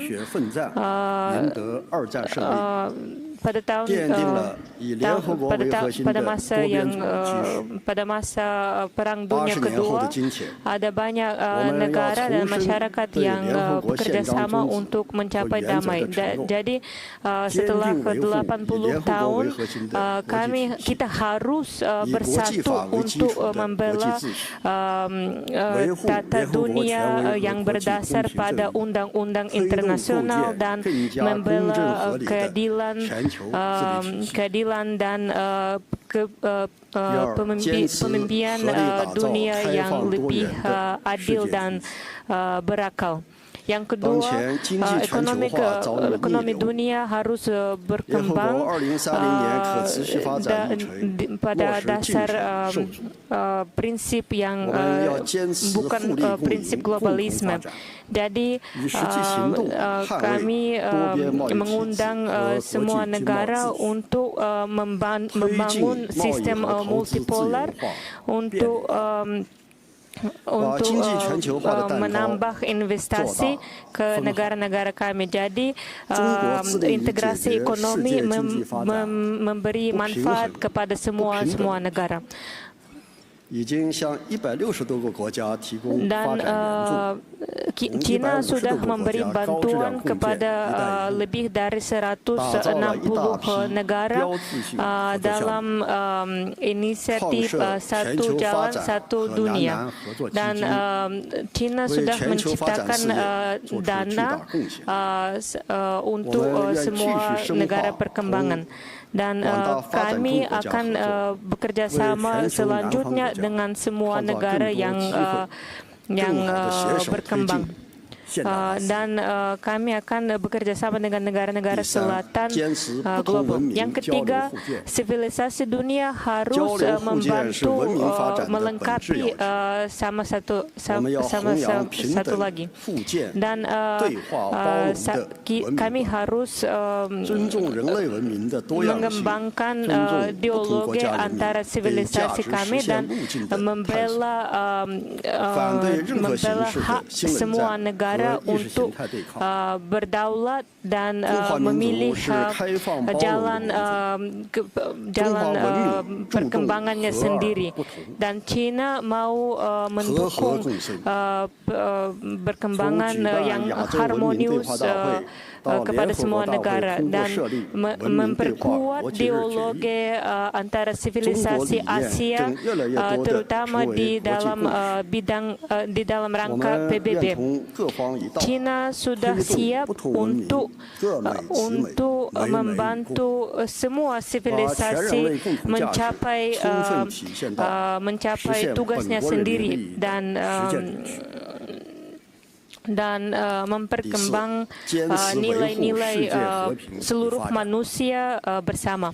Yang keempat, kita harus mendukung perkembangan dunia yang damai. Kita harus bertanggung jawab atas perdamaian damai di dunia kita, dan kita harus menyelesaikan semua konflik dan membela keselamatan kemaslahatan dunia kita. Kita harus menyelesaikan semua konflik di negara-negara yang ada konflik itu. Jadi China selalu mendukung perdamaian dan mau memberi estafet perdamaian kepada dari generasi ke generasi dalam keinginan keamanan umum pada masa depan. Bapak dan Ibu yang terhormat, Rusia dan China adalah ekonomi yang paling besar di dunia dan adalah sahabat yang baik yang mendukung masing-masing di dalam kerjasama mereka. Dalam pada bulan yang lalu, Xi Jinping mengunjungi Rusia dan bertemu dengan Presiden Putin untuk mendukung kerjasama strategis antara Rusia dan China dan berdasar pada semua yang dicapai dari akhir Perang Dunia Kedua. Dan pemimpin negara kita, kami akan bekerja sama untuk membentuk dunia multipolar dan memperbaiki kepemimpinan dunia internasional. Kita harus menaikkan, memperbaiki hubungan Rusia dan China selanjutnya, dan kita harus secara selanjutnya bekerja sama dalam inisiatif satu jalur satu dunia untuk memperkembangkan produksi pembuatan produksi Rusia dan China di dalam bidang luar angkasa, pertanian, teknologi informasi dan lain-lain, dan mengukuhkan kerjasama kita di dalam bidang ekonomi yang bermacam-macam, dan bekerja sama di platform organisasi internasional bermacam-macam termasuk PBB dan organisasi yang membentuk dunia multipolar yang lebih adil dan bermakmur kepada semua negara. Bapak dan Ibu yang terhormat, sekarang China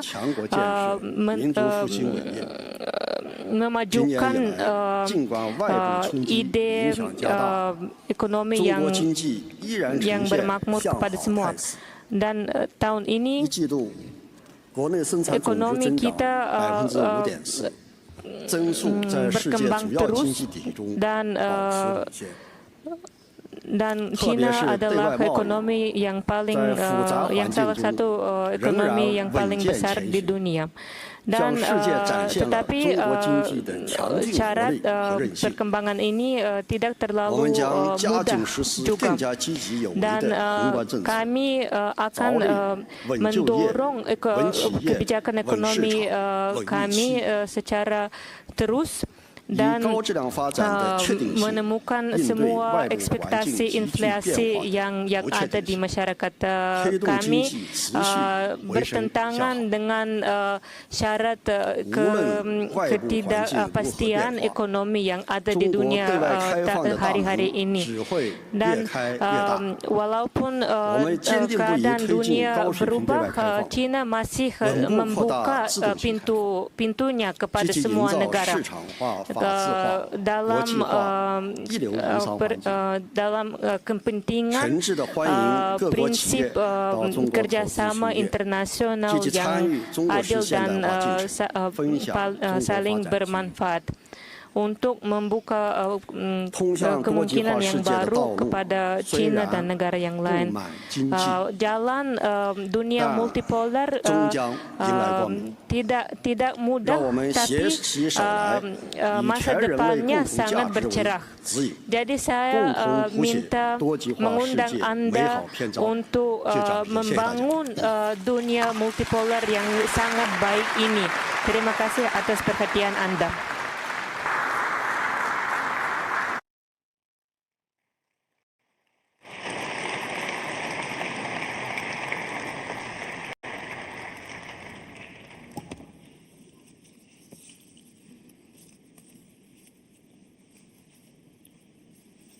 Your Excellency, President Vladimir Putin, President of the Russian Federation, esteemed heads of states who are present, Your Excellency Prabowo Subianto, President of the Republic of Indonesia, His Highness Sheikh Nasser bin Hamad Al-Khalila, representative of His Majesty the King of Bahrain, His Excellency Mr. Deng Xiaoxiang, Vice Premier of the State Council of the People's Republic of China, distinguished ministers and deputy ministers, diplomats, business leaders, and fellow delegates, ladies and gentlemen, I would like to begin by sending warm greetings from the government of the Republic of South Africa, especially from our President, President Cyril Ramaphosa, and the people of South Africa. This forum, now in its 20th year, remains one of the foremost platforms for global dialogue on economic cooperation, investments, innovation, and inclusive growth. It is therefore an honor to be given the opportunity to address this distinguished assembly at the St. Petersburg International Economic Forum to convey our vision for a more inclusive, sustainable, and prosperous world. The 2025 theme, Strengthening Multipolarity for Sustainable Development, is not only timely, but central to the moment we find ourselves in.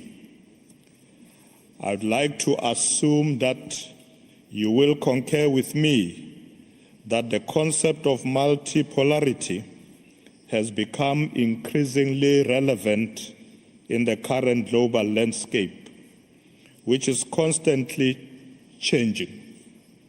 It calls for cooperation, dialogue, and respect for diversity amongst nations to achieve shared goals. The South African government is certain in its belief that the adoption of multipolarity may result in the achievement of sustainable development and economic prosperity for all nations, regardless of their size. It is laudable that as I stand here, I can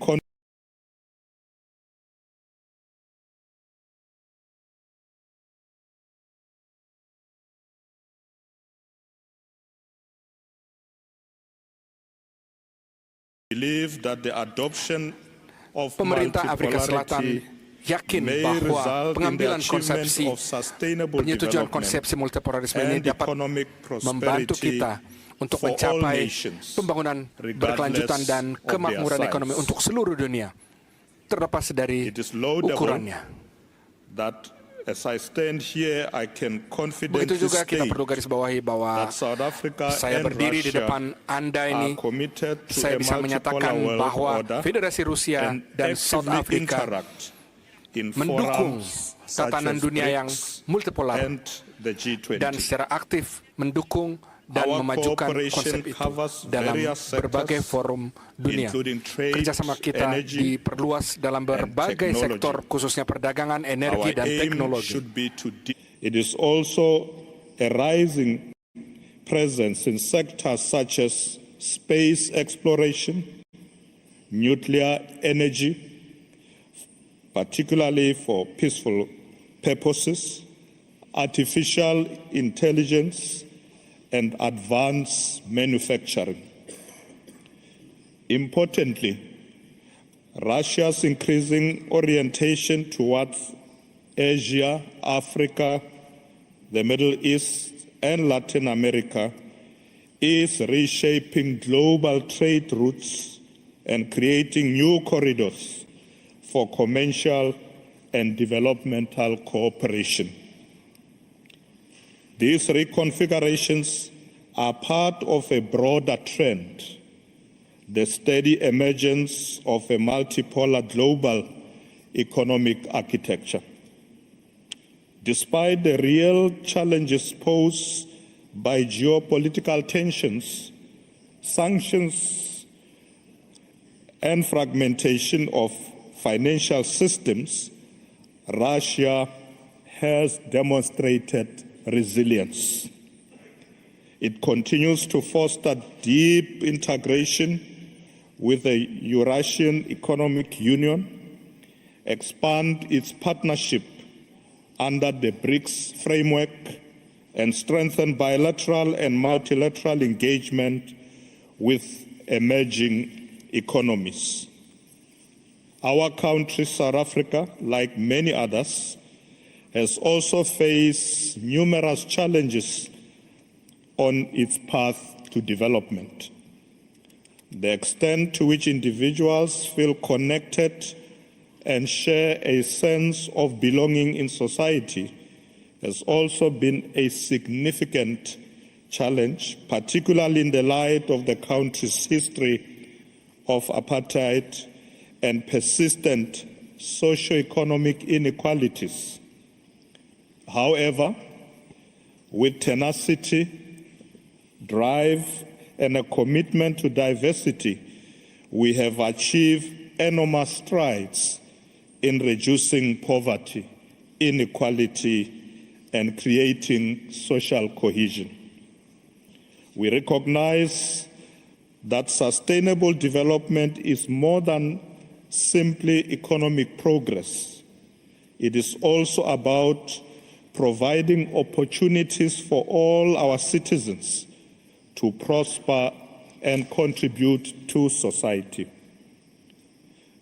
As we look to the future, the importance of the Global South is in shaping international economic governance is undeniable. Africa, in particular, is fast becoming a center of global growth. With a population projected to exceed 2.5 billion people by 2050, a rising middle class, and a youthful demographic dividend, the continent has the potential to drive the wave of industrialization, digital transformation, and sustainable development. Africa is not in search of handouts. Rather, it is pursuing equitable partnerships. It seeks equitable access to markets, capital, knowledge, and technology. This is where global platforms like the St. Petersburg International Economic Forum become crucial for us. At the same time, the Global South is increasingly demanding a voice in decisions that shape global trade and finance. The collective call is clear. Development cannot be dictated. It must be co-created. Africa and the Global South are not merely passive recipients of investments or aid. They are active architects of a new, more just international order. Ladies and gentlemen, the St. Petersburg International Economic Forum has evolved over the years from a primarily Russian and Eurasian platform into a global meeting point of policymakers, economists, CEOs, innovators, and thought leaders. The St. Petersburg International Economic Forum provides a space for emerging economies to shape global economic discourse, influence trade rules, and negotiate developmental priorities. In this regard, South Africa supports the increasing inclusion of voices from the Global South at the St. Petersburg International Economic Forum. We support the growing participation of delegates from Africa, Latin America, and Asia. It is essential that this platform not only reflects actively, but actively amplifies the aspiration and strategic interests of developing economies. The St. Petersburg International Economic Forum's value lies in its unique capacity to bridge geopolitical divides and promote dialogue beyond the dominant narratives. It enables countries with diverse histories, economies, and political systems to find common ground in promoting trade, innovation, and sustainable development. In an era of growing polarization, the St. Petersburg International Economic Forum is a vital pillar for pragmatic cooperation. South Africa is prepared to contribute to the promotion of cooperation and collaboration amongst nations in order to benefit all. We believe that a more equitable, prosperous, and tranquil world can be achieved through collaboration. This year, South Africa has the privilege of presiding over the G20. We have prioritized issues like debt sustainability, global financial reform, access to technology, and inclusive economic recovery. We are championing the representation of Africa in global decision-making structures, including the full integration of the African Union into the G20 framework. We are also working to ensure that global economic policy aligns with the goals of Africa's Agenda 2063, the African Union's blueprint for inclusive growth and sustainable development. It promotes industrialization, connectivity, regional integration, and the African continental free trade area. We offer a compelling value proposition to global investors and partners. We regard ourselves as a gateway to Africa, rooted in a democratic governance, a robust financial system, and world-class infrastructure. Our institutions are strong, our people are resilient, and our vision is clear. We aim to be a center of innovation, inclusive industrialization, and green growth. Moreover, South Africa brings to the table decades of multilateral experience, a commitment to peace building and development cooperation, and a bridge building role between advanced and emerging economies. We do not merely seek partnerships, we offer solutions grounded in African realities and global aspirations. In doing so, South Africa hopes to cement G20 priorities in African reality, ensuring that the recovery from global crisis does not exacerbate inequality, but rather creates opportunities for inclusive transformation. We are pushing for a new international development funding agreement that resolves historical inequalities, whilst also preparing the global South to respond to future shocks with resilience. Speaking of resilience, we need to reinvigorate multilateralism. The multilateral order is under pressure, and economic nationalism is on the rise. At the same time, we face collective challenges that require urgent cooperation. Climate change, energy transitions, food insecurity, global health disparities, and digital inequalities.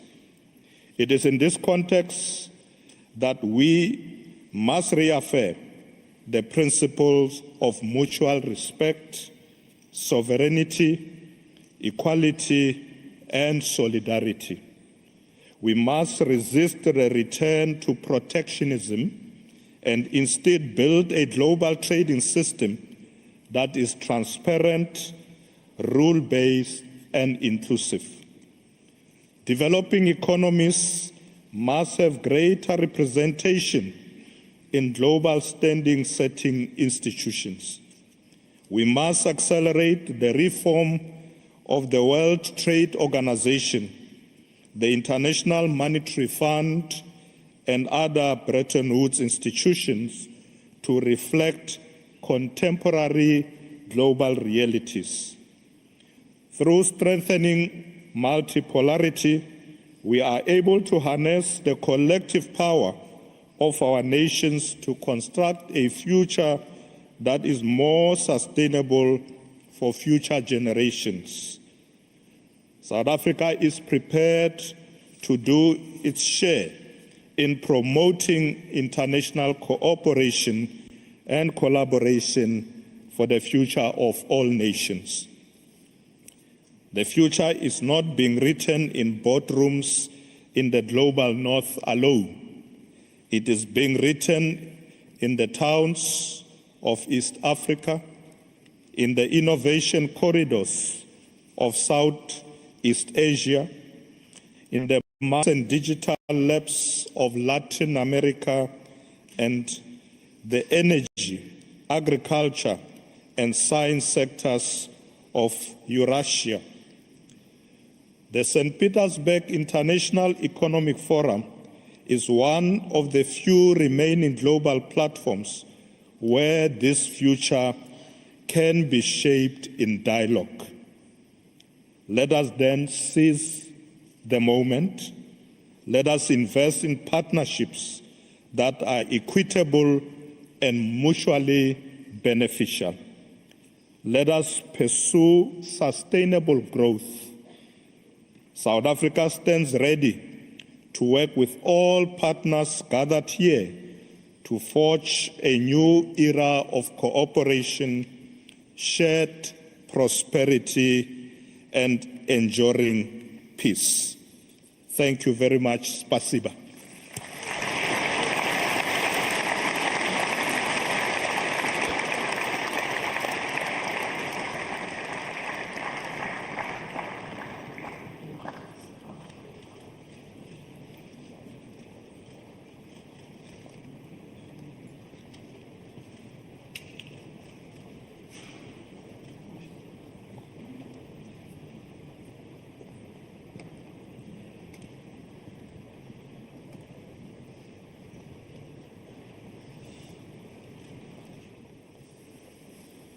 Thank you so much for the heavily loaded speeches that will only make my mission more difficult.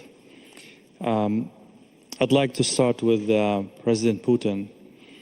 The overarching theme of this year's forum is shared values in a multipolar world. This is a very, very high, ambitious ceiling. What does Russia bring to the table in that regard?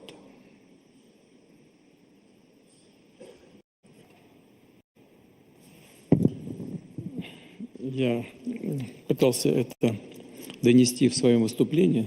Мне кажется, все, что делает Россия, направлено на то, чтобы объединить усилия всех наших партнеров, всех наших друзей, всех, кто хочет работать с Россией для решения этих общемировых цивилизационных задач. И прежде всего мы стремимся к тому, чтобы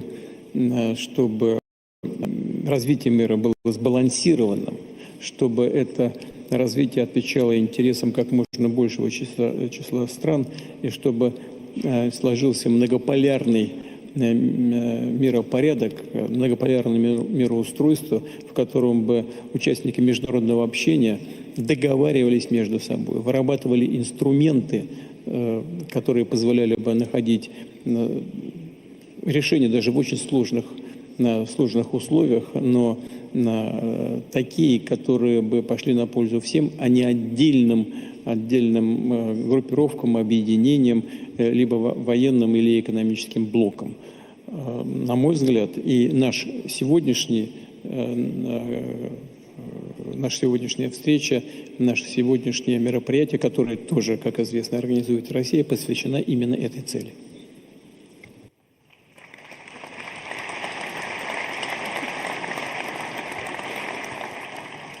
Sometimes, Mr. President, this effort to build the multipolar world seems like more of a resistance of an existing order rather than a genuine, consistent, coherent effort to create the multipolar world that you're talking about. Is it an objective-driven effort, or it's only resisting current,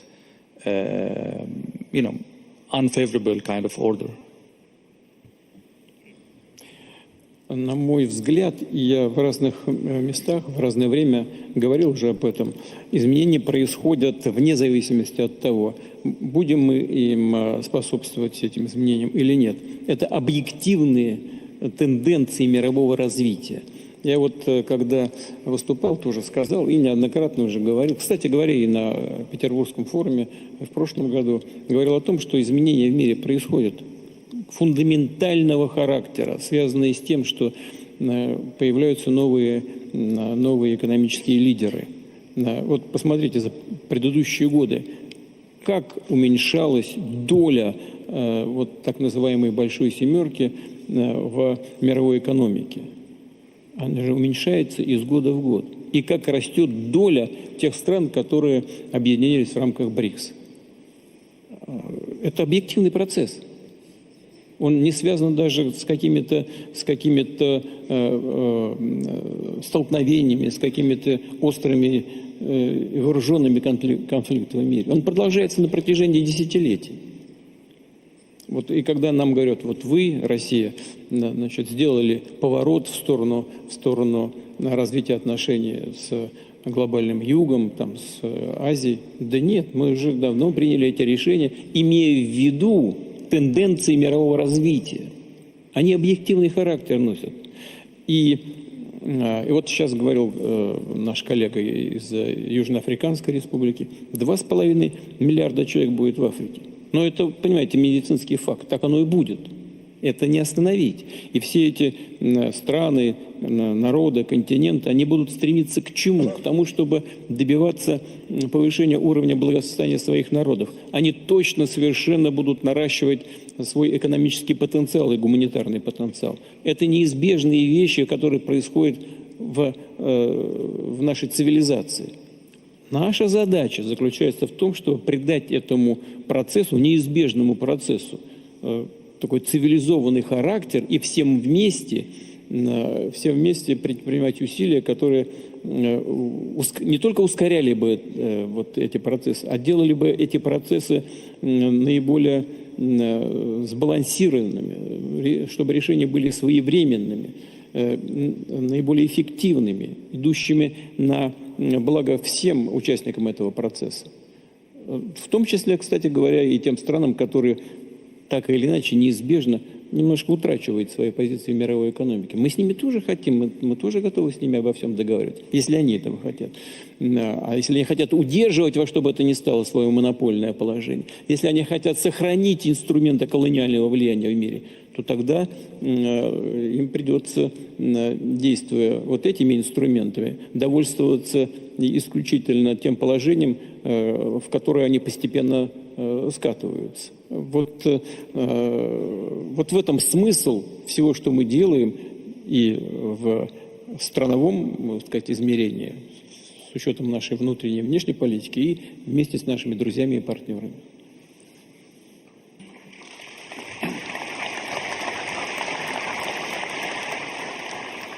And obviously they have the tools to cripple this endeavor that you just summarized, Mr. President. So I would ask President Prabowo of Indonesia. Indonesia has always walked a fine line, has always, as you mentioned in your speech, been a non-aligned state. But as the world becomes more and more complicated, can Asian countries, ASEAN countries, stay non-aligned, or this is more and more not an option, or a very, very narrow option as we go forward?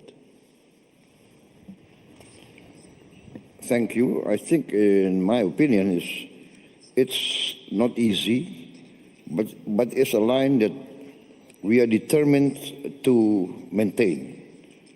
As I said, we respect all the great powers, we respect our neighbors, and we really believe that the only way for prosperity is collaboration, cooperation, and peaceful coexistence. And this is what we try to achieve.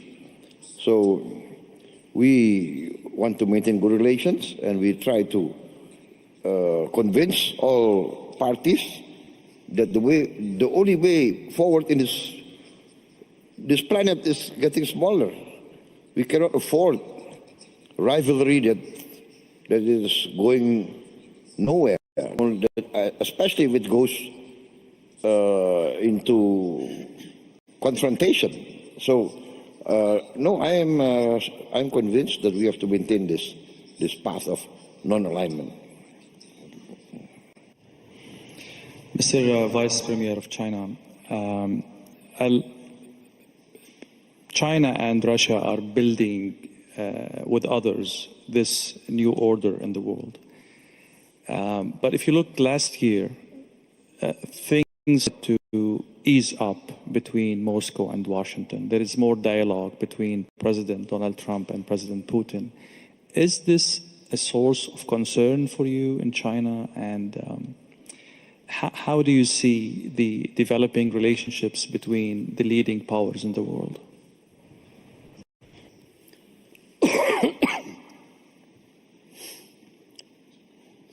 感谢你提问啊。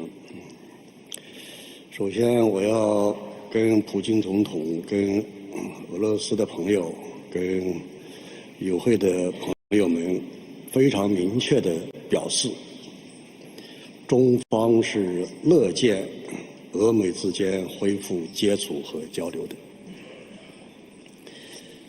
这个俄罗斯和美国啊，都是世界上主要的大国，而且也都是安理会的常任理事国。接触是不正常的。俄美双方恢复接触、恢复交流，对全世界都是有利的好处，有利于国际局势的稳定，也有利于大家都面临的全球经济的复苏问题的缓解。中俄关系可以追溯很多的历史了。我们是互为最大的邻国，友好合作啊，这个平等互利，对吧？它具有合乎双方的历史逻辑，也符合双方的文化逻辑，符合双方的战略利益。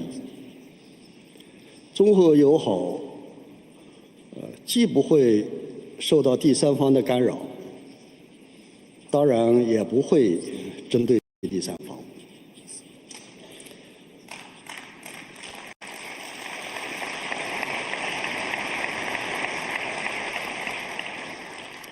这些年，在习近平主席和普京总统的战略引领下，中俄关系达到了历史最好的水平。中俄关系稳如泰山，牢不可撼。你刚才讲到，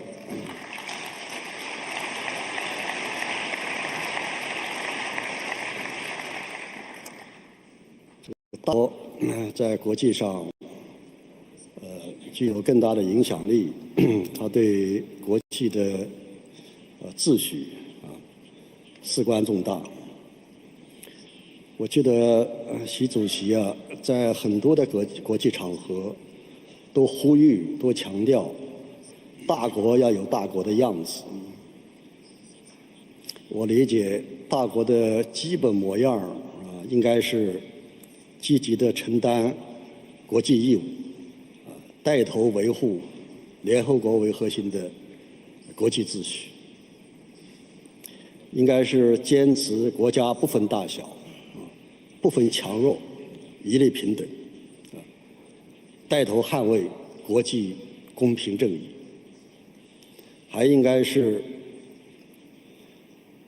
重信守诺，言行一致，带头为这个世界提供更多的确定性。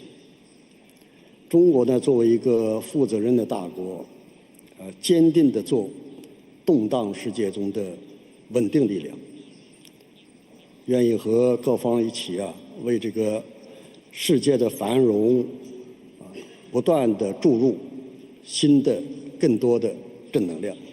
我就回答这些。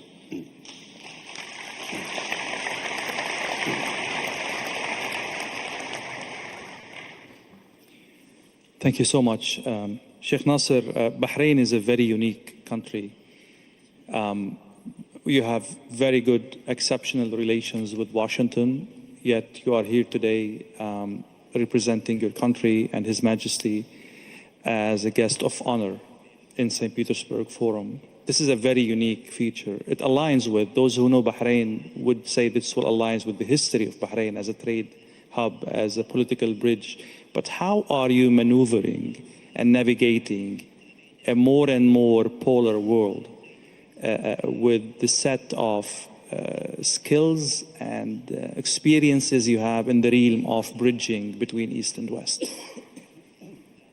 Well, you have mentioned briefly about history, and let me take you back nearly 5,000 years ago, the job of Bahrain, where it maintained the relations between East and West.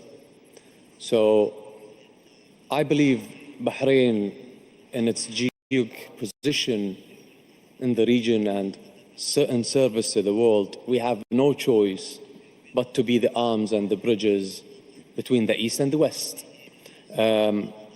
We have no choice, rather, to follow our wise leadership, not just in Bahrain, but in the GCC in total, where we all share a new state of mind. It is what's so-called the single-issue alliance.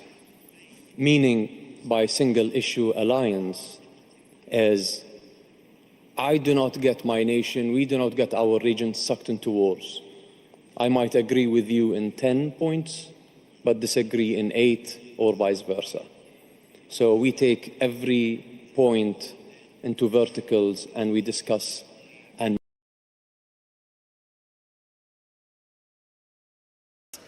Bahrain tidak ada pilihan lain daripada pilihan untuk menjadi jembatan antara negara Asia dan negara Barat. Kami harus menuju pimpinan yang bijaksana, yang bijak di kerajaan Bahrain, tapi bukan di kerajaan Bahrain saja, tapi di wilayah yang besar kami juga. Where does he want to take his country and move forward? We do the same. We always say that. We plan for the next generations.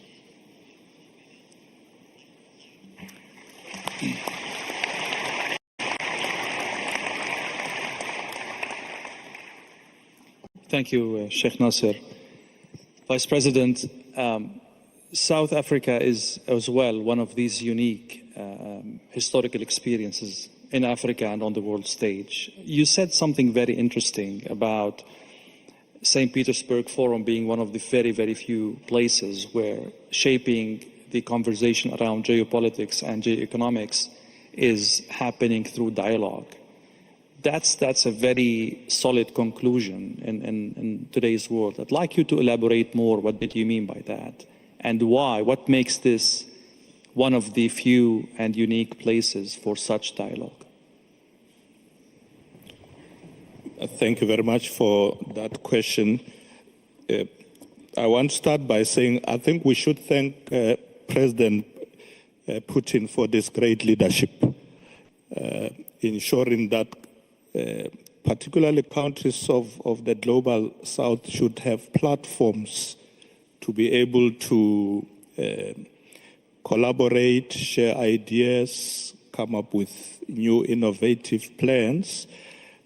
As I said earlier, that in South Africa we've taken a position that we should not continue to go to others for handouts.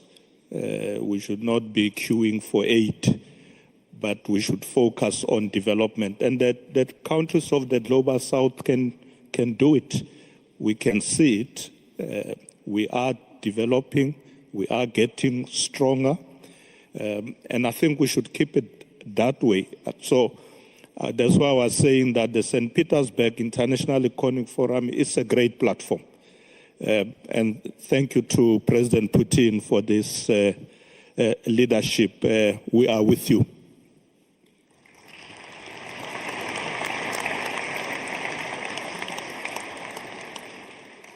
Let me bring the conversation.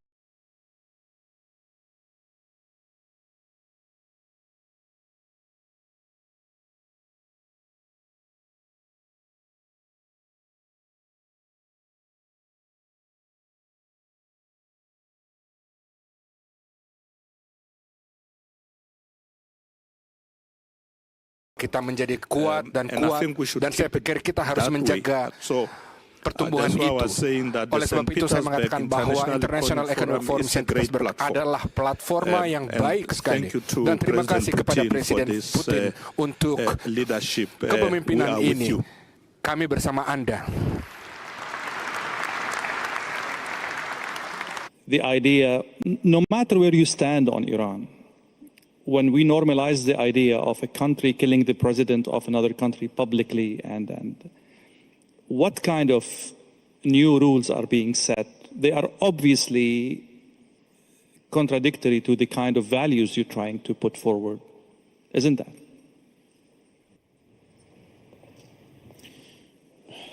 Вы знаете, я стараюсь, здесь коллеги выступали, и я стараюсь некоторые вещи помечать для себя, для того, чтобы кое о чем потом вспомнить. В том числе отметил и то, что вы сейчас только что говорили, уважаемые коллеги. Вот вы сказали вот о чем. Когда дискутировали с моим коллегой из Китайской Народной Республики, вы сказали так, я записал. Российская Федерация и Китай формируют новый миропорядок. Россия и Китай не формируют новый миропорядок. Мы его только оформляем.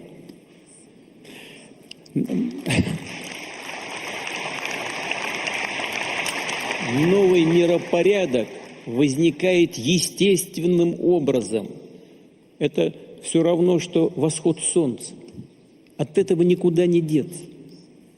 А мы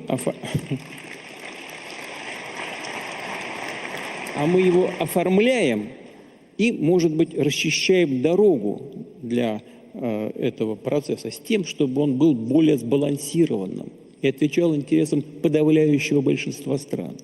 Мы очень рассчитываем на то, что все страны вот это будут осознавать и, в конце концов, поймут, что сказал, что вот такой способ найти решение, он лучше, чем способ давления. И на самом деле и тот неоколониальный по сути своему миропорядок, в котором жило человечество на протяжении многих столетий, если не тысячелетий.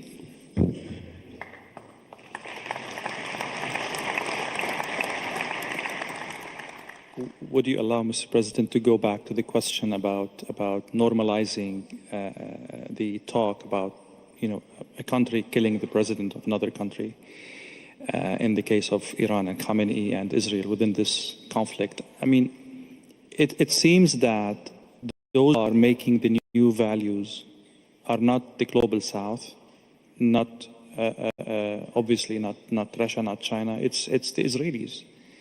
Are you comfortable with that?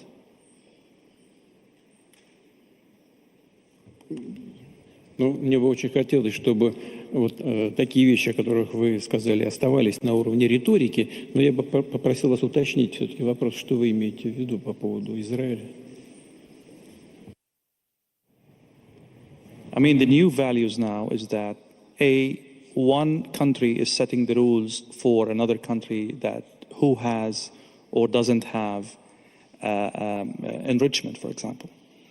One country is threatening to kill the president or the head of that country. Are these values defendable in any way? Я здесь не вижу никакой новизны, во-первых. Так, здесь ничего нового нет. Первое. А второе. Российская Федерация всегда, я хочу это подчеркнуть, выступала за обеспечение безопасности каждой страны без ущерба безопасности другой. Вот это наш принципиальный подход.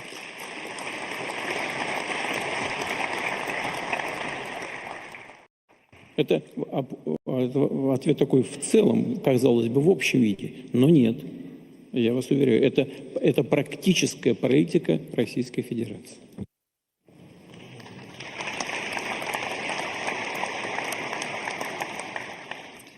Allow me for a very direct question about the situation. Donald Trump is seeking what he calls the total surrender of Iran in terms of the nuclear project. Would Vladimir Putin seek the total surrender of Volodymyr Zelensky in the same thing? Во-первых, эта ситуация не такая же, а принципиально другая. А во-вторых, мы не добиваемся капитуляции со стороны Украины. Мы настаиваем на признании реалий, которые сложились на земле.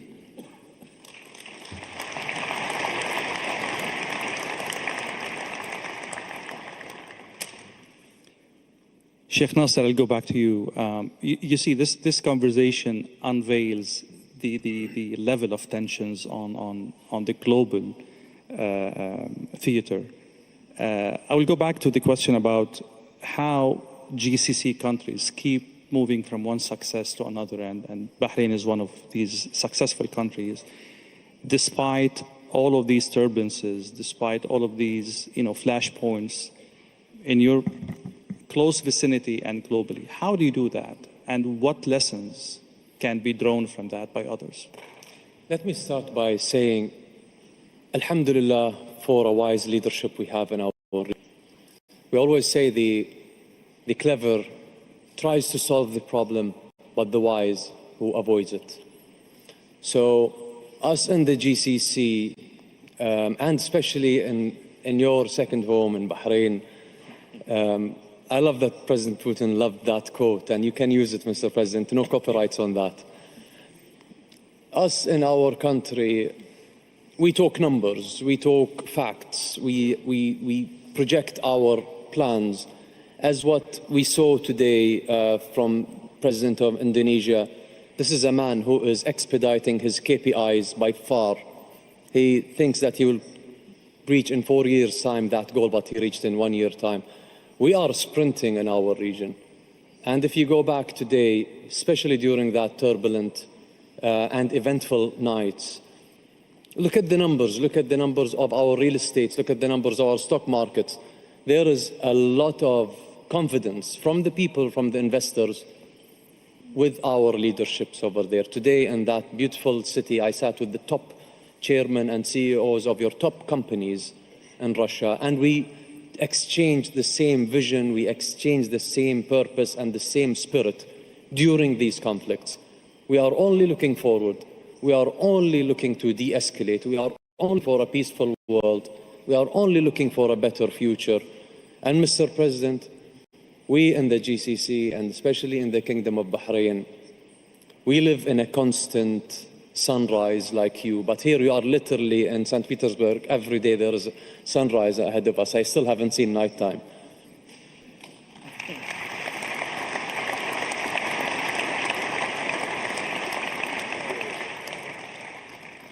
Mr. Vice President, as I mentioned earlier, the South Korea has a very unique position in history in terms of how it evolved, in terms of how it fixed its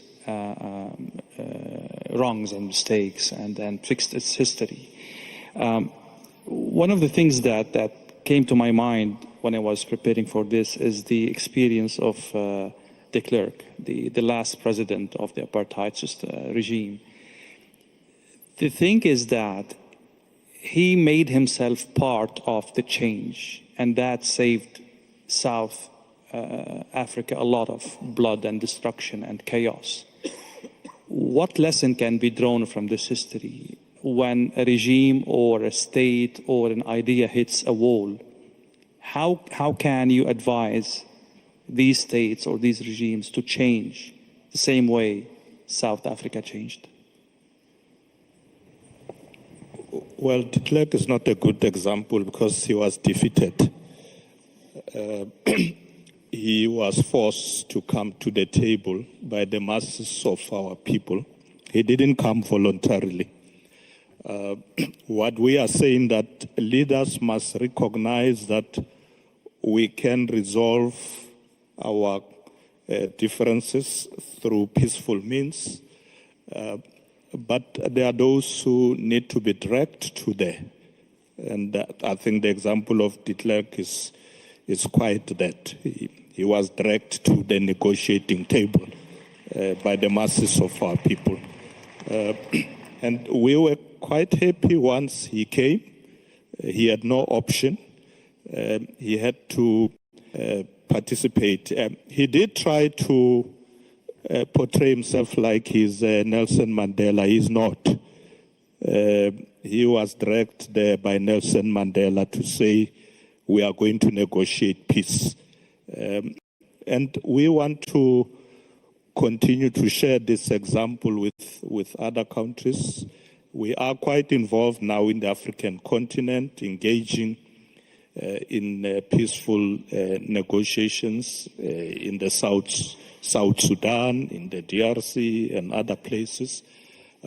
So, yes, there is indeed value in negotiating, in discussions, but there are situations where the masses have to stand up and they have to fight for their rights. And that's what we did in South Africa.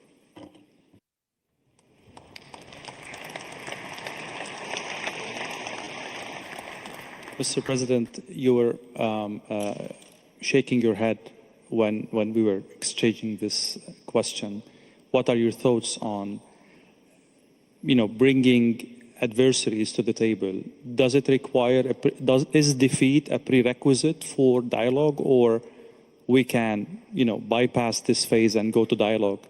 And there are so many crises in the world that cannot afford a victorious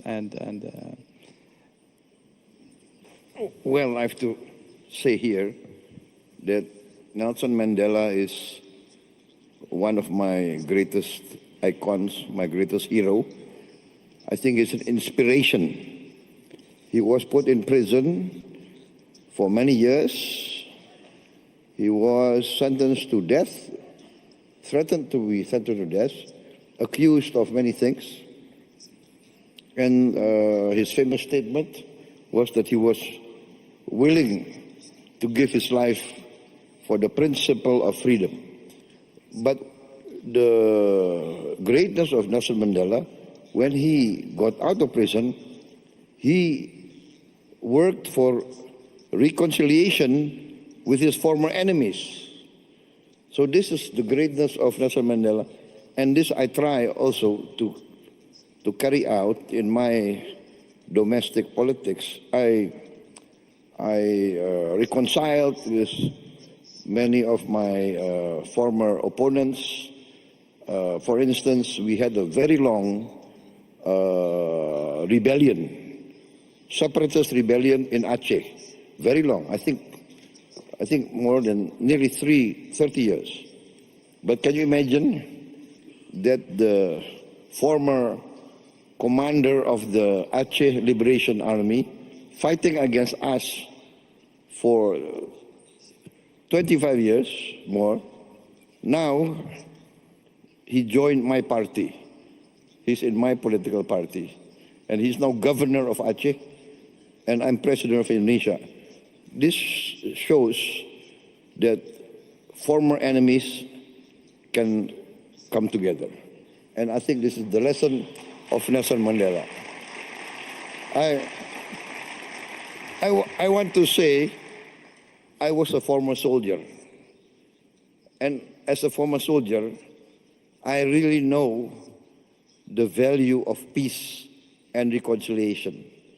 As a former soldier, I always try, now, even before, I always try to negotiate. Better to talk than to kill each other. This is my position. Always talk, always negotiate.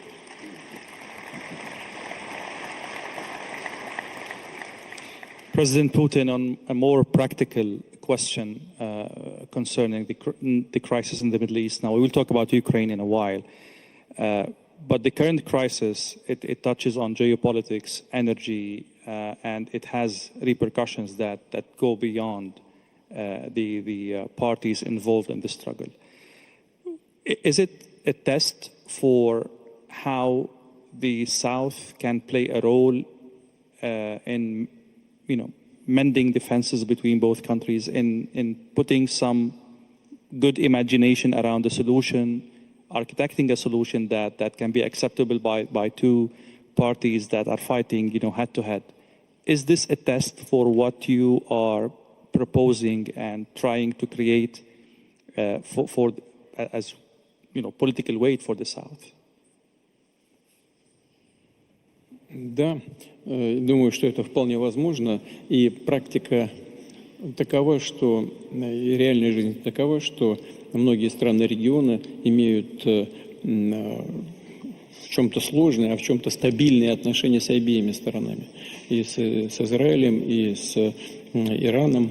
И это дает основания полагать, думать и надеяться на то, что глобальный юг в целом и страны региона в частности могут оказать влияние на этот процесс к тому, чтобы острая фаза конфликта закончилась. Когда я говорил о том, что наша принципиальная позиция России заключается в том, чтобы безопасность одних стран не обеспечилась за счет безопасности других, вот здесь я сейчас не буду вдаваться в детали.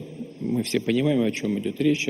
Обогащение, с одной стороны, урана и Ираном, его право на это, его право на мирный атом, на атомную энергетику, а с другой стороны, то, на чем настаивает Израиль, обеспечение его безопасности. Здесь точно можно найти приемлемое решение, на мой взгляд, как для одной, так и для другой стороны. И страны и глобального юга, и тем более страны региона, безусловно, могут в положительном смысле повлиять на этот процесс, на поиск этого решения. На мой взгляд, такое решение существует.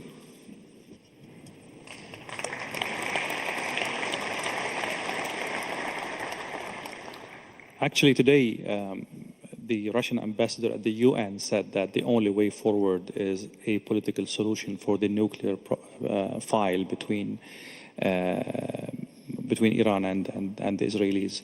Is there any, preliminary points about this solution, or we're still too far from that?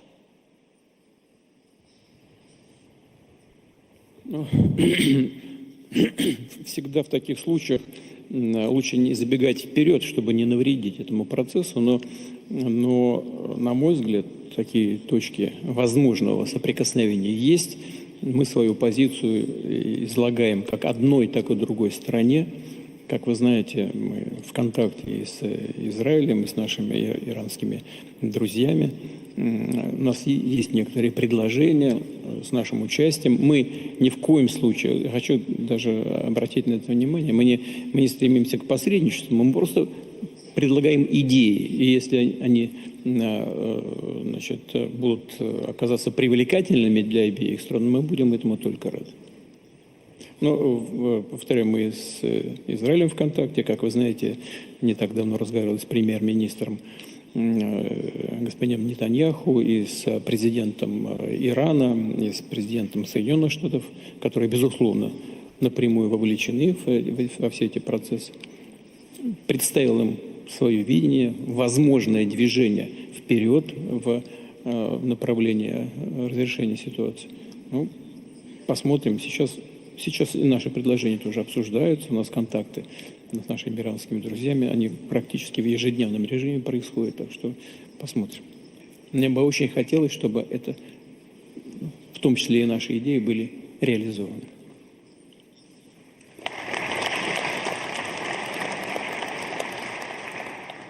Sheikh Nasser, during the king's visit to Moscow, he explicitly talked about the role of Russia in maintaining peace in the Middle East.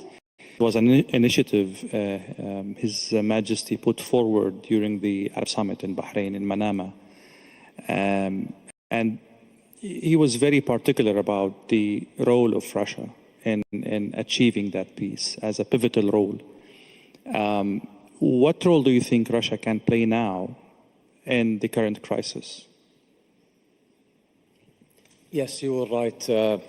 During our previous visit and after the Arab Summit that was conducted in the Kingdom of Bahrain, we have called out for World Peace Forum to end and to reach to a solution with every conflict. His Majesty is a leader of peace. He drives his country towards peace and ending conflicts, and so as President Putin. As you have heard from the President just now, that he continues talking, no mediation. I believe that mediation will always confuse the situation, but any suggestion, any words of wisdom these days are mostly needed. Avoiding de-escalation, I think, is the key words of today. Thank you, Sheikh Nasser. I'll go back to President Putin about Ukraine. How is the war in Ukraine reflective of the values that St. Petersburg Forum is trying to put forward, to defend, to underscore?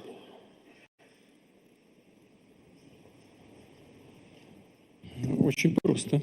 И напрямую связано с тем, о чем мы говорили, с тем, о чем я говорил. Я говорил о том, что безопасность одной страны не может быть обеспечена за счет безопасности другой.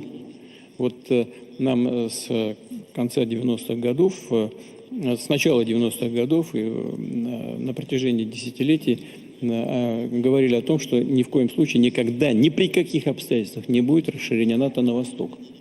После этого мы имели 5 волн расширения, можно сказать, уже 6. И несмотря на все наши призывы этого не делать, все наши призывы были игнорированы, первое.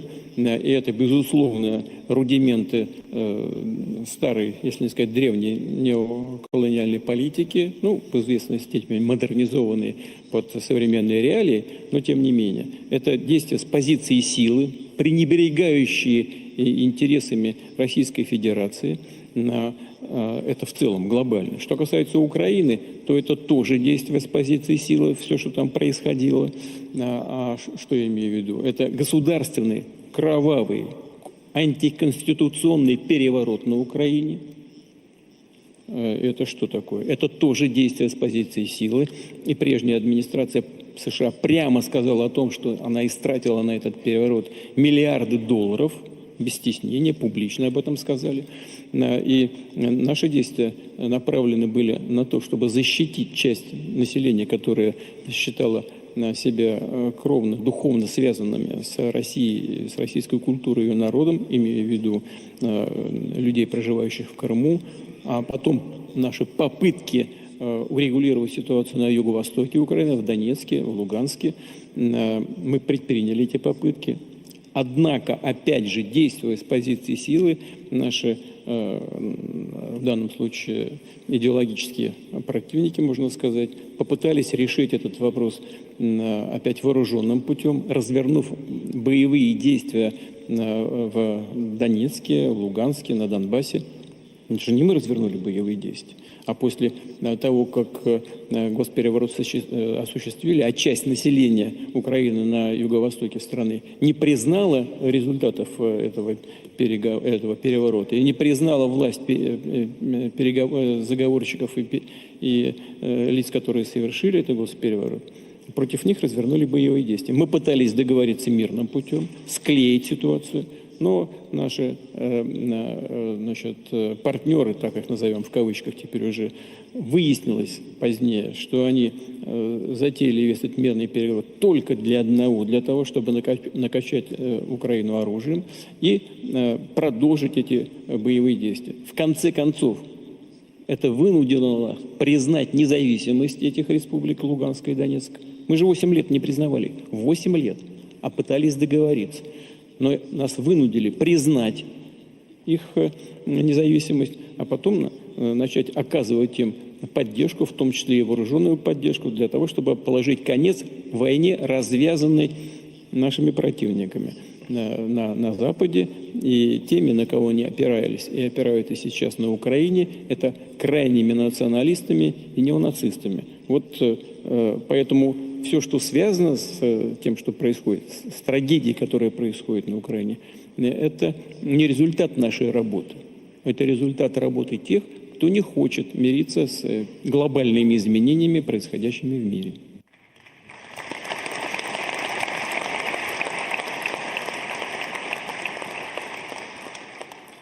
Mr. President, I'm in no position to challenge the narrative you put forward. Let's say this is the baseline of what the reality is. Let's assume this is the reality. Your army is advancing beyond the 4 areas that are considered Russian by Moscow. So what's your end game? How deep is your army going to go, and for what effect? вы сказали по поводу областей на Украине, которые мы считаем своими. Да, я уже много раз говорил, что считаю русский и украинский народ одним народом на самом деле. В этом смысле вся Украина наша.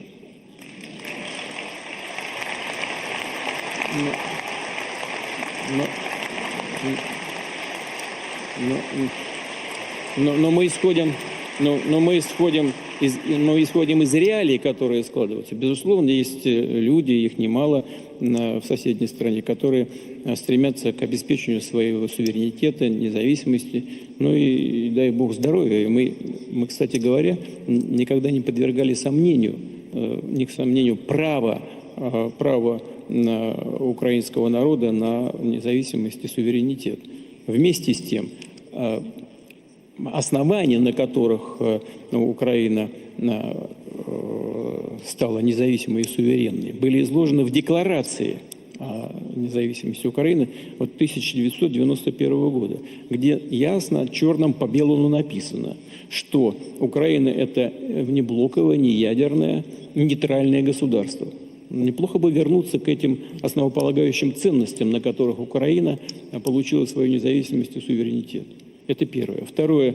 Мы с самого начала, когда конфликт уже приобрел такой острый, горячий характер, предложили тогдашнему украинскому руководству прекратить немедленно всякие конфликты, вывести свои войска с тех территорий, люди на которых не хотят жить в составе Украины, на которой происходят антигосударственные, антиконституционные перевороты, а хотят жить или самостоятельно, или в составе российского государства. Они отказались. Дальше, это не политические решения, а логика боевых действий. Потому что военные люди смотрят, где лучше, где овраги, горы, где реки, где лучше войскам для того, чтобы достигать конечного результата с наименьшими потерями. Происходит определенная логика боевых действий. И войска оказываются на разных территориях. Но, знаете, у нас есть такая старинная, это не поговорка, не притча, а старинное правило. Там, где ступает нога русского солдата, то наша.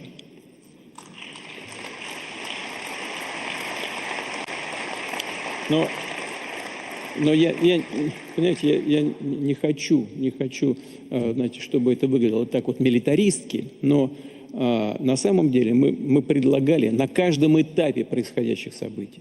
Вот я хочу это подчеркнуть, что то, что я скажу, абсолютная истинная правда. Мы предлагали на каждом этапе, тем, с кем мы в контакте были на Украине, остановиться. И говорили, давайте сейчас лучше договариваться. Потому что вот эта логика развития чисто военных действий может приводить к тому, что ваша ситуация будет усугубляться. И тогда нам придется вести с вами переговоры с худших для вас позиций. Так было несколько раз. Я сейчас не буду вдаваться в подробности. Свидетелями этого и наших предложений остановиться являются действующие политические деятели из других стран, которые, слава богу, живы и здоровы. Но когда мы что-то предлагали, они из Москвы уезжали в Киев, а потом нам говорят, что вот мы агенты Кремля, мы, все, умываем руки, больше ввязываться в это не будем. То есть каждый раз мы слышали нет, нет, нет. Ну давайте, сейчас хуже будет. Нет. А почему? А потому что вот те, кто руководствуется старыми неоколониальными принципами, в том числе и прежде всего это в Европе, они думали, что сейчас они легко поживятся за счет России, сейчас они раздавят, разрушат, уничтожат и получат какие-то дивиденды с этого. Именно поэтому, уверен, бывший премьер-министр господин Джонсон, и тоже не сомневаюсь, с подачи бывшей администрации США, с подачи господина Байдена, приехал на Украину и предложил им не договариваться с Россией, а договоренность была уже на столе. В ходе стамбульских переговоров, я уже говорил, мы достигли практически консенсуса почти по всем вопросам. Осталось только точку поставить. Я готов был тогда уже встречаться с действующей главой, с действующим главой режима и поставить точку. Нет, надо было приехать к господину Джонсону, точно уверен абсолютно, при поддержке действовавшей тогда администрации Байдена, и отговорить Украину подписывать достигнутые соглашения и попробовать добиться стратегического поражения России на поле боя. Вот они добились до того, что и новые территории оказались под нашим контролем. Российская армия наступает по всем направлениям, на все линии боевого соприкосновения каждый день. Вот смотрите, что они сделали. Взяли, забрались к нам в Курскую область. Так, значит, во-первых, потеряли там 76 тысяч человек. Ну, это катастрофа для них, понимаете? 76 тысяч. Да? В конечном итоге, как мы и говорили, мы их оттуда выбили, но они создали угрозу нам, начали создавать по всей линии государственной границы с Украиной, в двух других соседних областях. К чему это привело? У них и так не хватает личного состава. А мы теперь вынуждены создавать зону безопасности вдоль границ на очень многих участках. И они отвлекают туда свои вооруженные силы, которых и так не хватает на принципиальных участках вооруженной борьбы. Я уже говорил, 47% укомплектованности боевых подразделений. 47 всего. Они, в общем-то, теряют боеготовность. Так? Они своими руками создали еще линию боевого соприкосновения почти на 2000 километров. Там 2000 у нас было по ЛБ, это линия боевого соприкосновения. И вдоль границы еще, значит, угрозы нам начали... И еще 1000 с лишним, по-моему, 1600, что ли, километров. Растащили все свои вооруженные силы. Большей глупости с военной точки зрения трудно себе представить. Сами создают проблемы себе, понимаете? Но мы вынуждены же на это как-то реагировать. Вот вы сказали, там есть какие-то другие территории. Да, есть. Ну вот по линии госграницы. Они забрались там в Курскую область. Значит, натворили там целую массу преступлений. Причем преступления против гражданского населения. Ну, значит, мы их оттуда вывели с огромными для них потерями, а теперь вынуждены создавать зоны безопасности вдоль линии границы, потому что они постоянно атакуют оттуда и с помощью артиллерии, и с помощью беспилотных летательных аппаратов. Что это такое? How deep? How deep is the security zone? Ну, в Сумской области глубина составляет где-то 10 до 12 километров. Где-то там 8, 10, 12 километров. Дальше город Сумы, областной центр. Ну, у нас нет такой задачи забрать Сумы, но в принципе я этого не исключаю. Но я к чему? Я к чему это? Но почему? Почему мы это делаем? Потому что они для нас угрозу создают. Постоянно обстреливают приграничные территории. Ну вот, пожалуйста.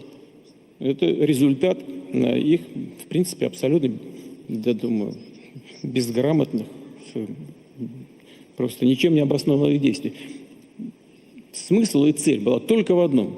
Цель политического характера. Показать, что что-то могут, что-то еще получить от своих спонсоров из-за границы. Ну и так уже получили почти 250 миллиардов долларов. Нет, мало. Еще хотят. И половину разворовывают еще к тому же, значит, если не больше. Вот поэтому мы оказались сейчас вот на этих территориях. Это логика того, как складывается противостояние.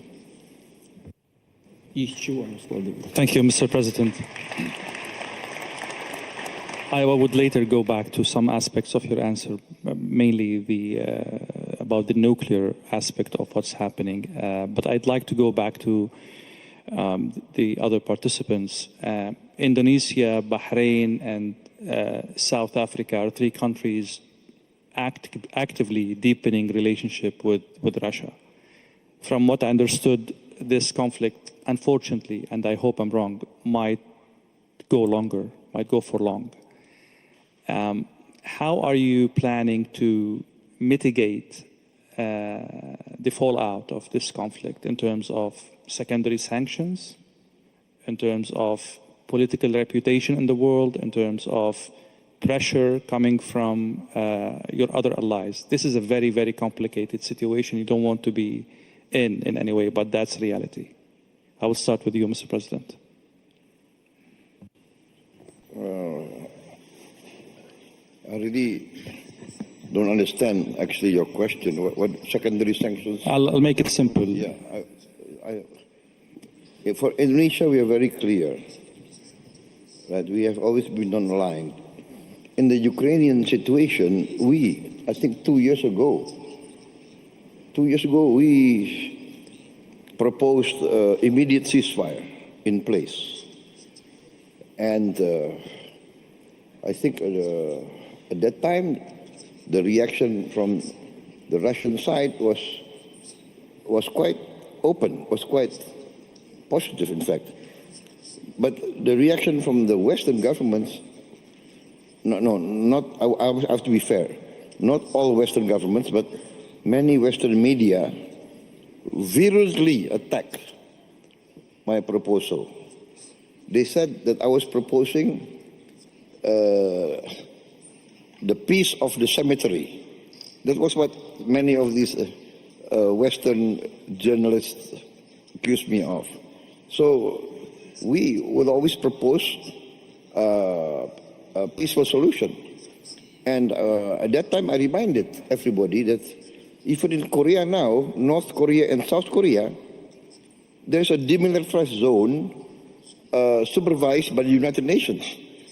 The war in Korea is officially not yet over, but there's a peaceful condition. So that was what we proposed, like to save the people of Ukraine on all sides, people of the Russian-speaking areas, just to save them, a secession in place. That was we are far from the place, but we want to promote a peaceful solution. So I don't understand who's going to give sanctions to us. Sheikh Nasser, same question about the secondary sanctions on the friends of Russia. Let's agree that this is part of the reality of international dynamics, and people take care of that. I mean, pay attention to that. How are you navigating this in terms of sanctions, in terms of reputation as well? Well, you mentioned it, the friends of Russia, but also the Kingdom of Bahrain being the friend to the world, the link and the bridge between conflicts. We have always opened our arms as I would never say that we are neutral. Neutral means siding with one side on another. I say that we are peacekeepers, we are peace seekers, we are opening our arms. Bahrain is a platform for peace talks. So what we try to achieve all the time by the guidance of His Majesty is we will always welcome. And you remember, Mr. President, we have actually offered that Bahrain is always ready for whenever there will be peace talks in your conflict, then we are more than happy to host it. So if we can achieve that, then definitely we are benefiting something that we secure the world's interest. Because at the end of the day, with these conflicts and what's happening from left, right, and center, I don't see any benefit out of it. I don't see one side loser and one side is the winner. No one is going to get out of this victorious if we keep looking at event-driven prospect of that whole image. But what we look is, how can we end up with a solution that is foresight in the future, that builds our economy, that secures our generations, and how will we look and how will our world look in the next generation? So these are difficult questions to answer today, because this is all in the future. But all what I know is today. If I go by every sunrise again, knowing what is happening today and what I see around me today in the world, people are readjusting, people are reshuffling, and people are expecting that hopefully with the leadership and with the wise leadership of Mr. Putin, that something beneficial is going to happen. So I am an optimistic person. I look at these opportunities for my nation and for the better to everyone. So if we seek together, how can we bring these issues into solutions, then we are on the right path. If we are not thinking this way, then we are definitely not thinking of a solution. So at the end of the day, let's not get deep into these issues, but let's think forward and let's readjust our posture of today, and then this will shape our future together forward. So this is our navigating track, I think. Excellent. Mr. Vice President, same question for you.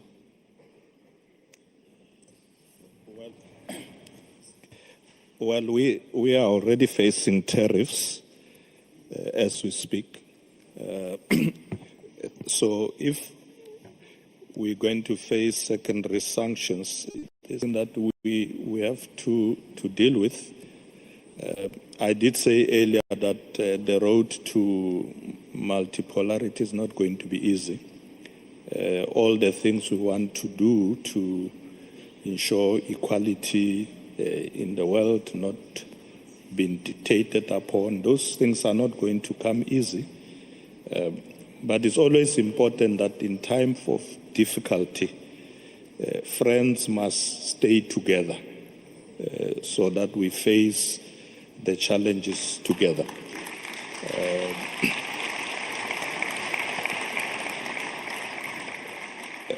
And I want to recall here the famous words of our former President Nelson Mandela in time of difficulties when others tried to say, why do you go to this country and this country? And he said, we are not going to be dictated upon who our friends should be. We choose our friends. We work with our friends even in times of difficulty. So the countries of the Global South must work together. We are already working together. We will face this challenge together, and I'm sure we'll succeed.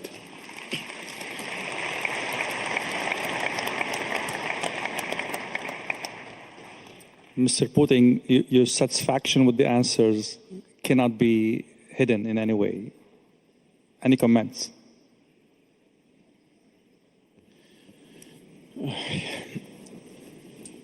Вы знаете, я, во-первых, не сомневался, что так и будет. И не потому, что кто-то хочет кому-то навредить.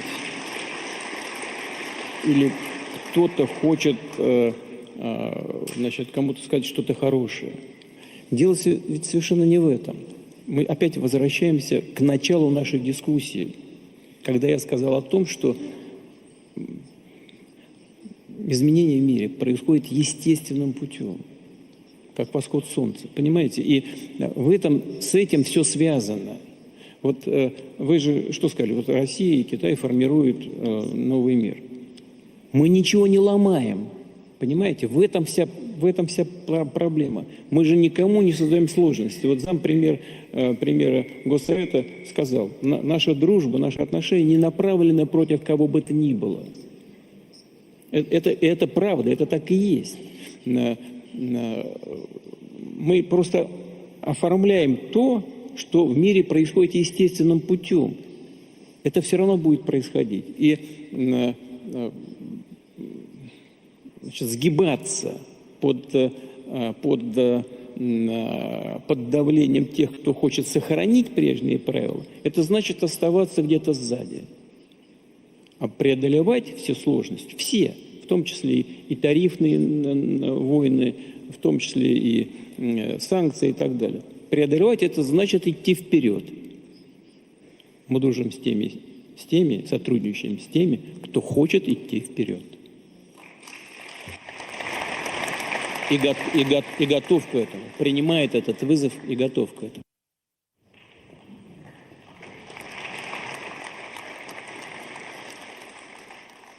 In a previous answer about Ukraine, you mentioned the nuclear aspect of Ukraine in a very subtle way. To be honest, I've read some reports, most of them are in Russian media, that there is an assumption that Ukraine might opt for using a dirty bomb against Russia. Do you take these reports seriously? Do you have intelligence that support this kind of probability? Во-первых, это было бы колоссальной ошибкой со стороны тех, кого мы называем неонацистами на территории сегодняшней Украины. Может быть, было бы их последней ошибкой. Потому что в нашей ядерной доктрине, и здравый смысл, и практика наших действий всегда говорит о том, что мы всегда отвечаем на все угрозы, которые нам создают, зеркально. Мы отвечаем всегда и всегда зеркально. Поэтому ответ наш будет очень жестким и, скорее всего, катастрофическим и для неонацистского режима, а, к сожалению, и для самой Украины. Надеюсь, что до этого никогда не дойдет.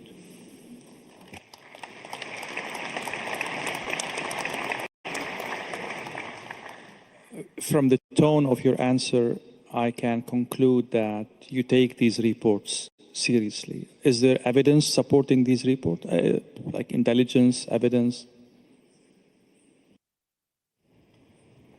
Нет, у нас, слава богу, никаких подтверждений о таких намерениях нет. Но мы исходим из того, что у кого-то в больном воображении такие идеи могут появиться. Я дал, по-моему, исчерпывающий ответ на возможную нашу реакцию.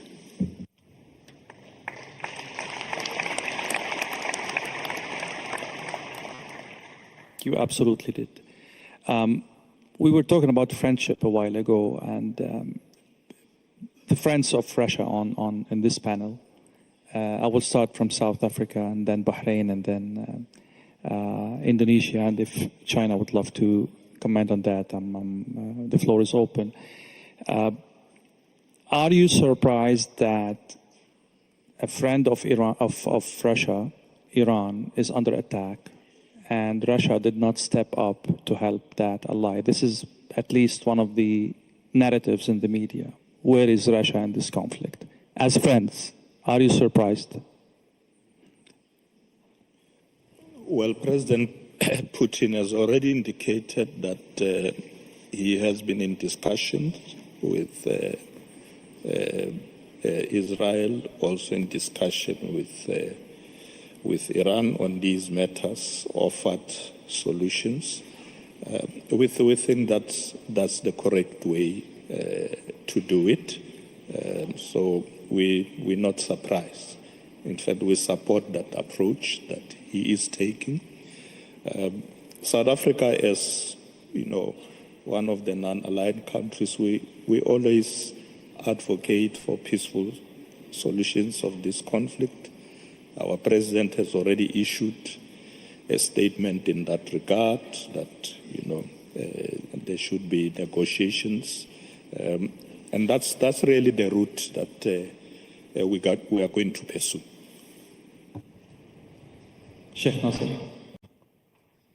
Well, let me make it simple to you. I like making things nice and simple. To prove friendship, if I can make a Russian laugh right now, then I'm a good friend of Russia. I hear one over there that laughed, so that's more than enough. Mr. President, before I go back to you, Mr. Putin, on that question, please. Okay. My position is the logical position, that each country is responsible and will defend its own national interests. So, being friends is being friends, trying to cooperate trying to help each other. But being friends does not mean that every country must give their national interest to another country's national interest. So it will be the decision of every country to defend and protect its national interest. That is my position. President Putin, you're taking some notes on that, and I would add one aspect, if you allow me. Мы все записываем, имейте. У нас каждый шаг записан, каждый шаг.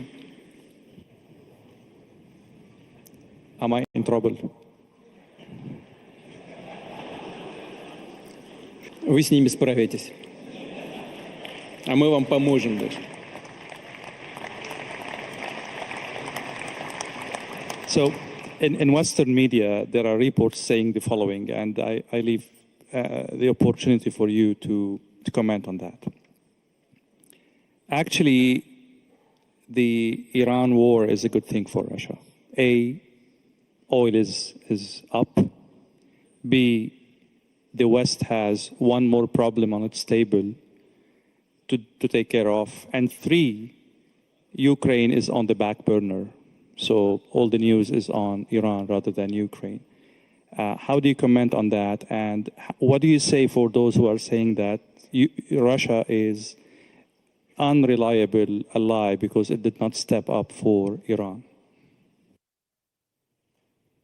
Те, кто продвигает такие нарративы, как ненадежность России как союзника, провокаторы. Они провоцируют ситуацию. Но это им не поможет, они не добьются своих целей. Потому что, во-первых, каждый конфликт, он только внешне похож на другие конфликты. Но, как совершенно точно сказал в недавнем прошлом министр обороны и теоретик в известной степени вооруженных конфликтов, вооруженного противостояния, мой уважаемый коллега из Индонезии, а сегодня он президент этой страны. Мы, кстати, издали его книжку на русском языке о военном искусстве. Вот. Каждая страна несет собственную ответственность за то, что происходит у нее. Теперь, что касается надежности и ненадежности России как союзника, здесь уже говорили о том, что значит, мы должны проявлять определенную солидарность, так и есть. Но в каждом случае все-таки любые конфликты достаточно уникальные. Хочу обратить ваше внимание, что в Израиле проживает почти 2 миллиона человек, выходцев из бывшего Советского Союза и Российской Федерации. Это почти русскоговорящая страна сегодня. Вот. И мы, безусловно, всегда в новейшей российской истории учитываем этот фактор.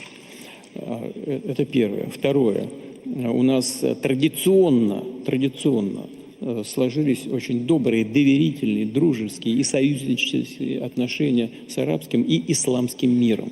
И в силу того, что у нас больше 15, где-то около 15% исламского населения, поэтому мы наблюдатели Организации исламского сотрудничества, понимаете, здесь это тоже такой фактор. Мы должны иметь в виду и это, и другое обстоятельство. У нас сложились определенные отношения дружеские с Ираном. Значит, во-первых, в этой связи мы всегда выполняем все наши обязательства. То же самое происходит на российско-иранском треке. Мы поддерживаем Иран в борьбе за его законные интересы, в том числе в борьбе за его интересы по мирному атому. И мы всегда занимали эту позицию. Принципиальная наша позиция в данном случае и в этом конфликте не поменялась. Кто говорит, что мы должны были бы сделать больше, что больше? Начинать какие-то боевые операции? Так что ли? У нас и так идут боевые операции с теми, которых мы считаем противниками тех идей, которые мы защищаем, и тех, кто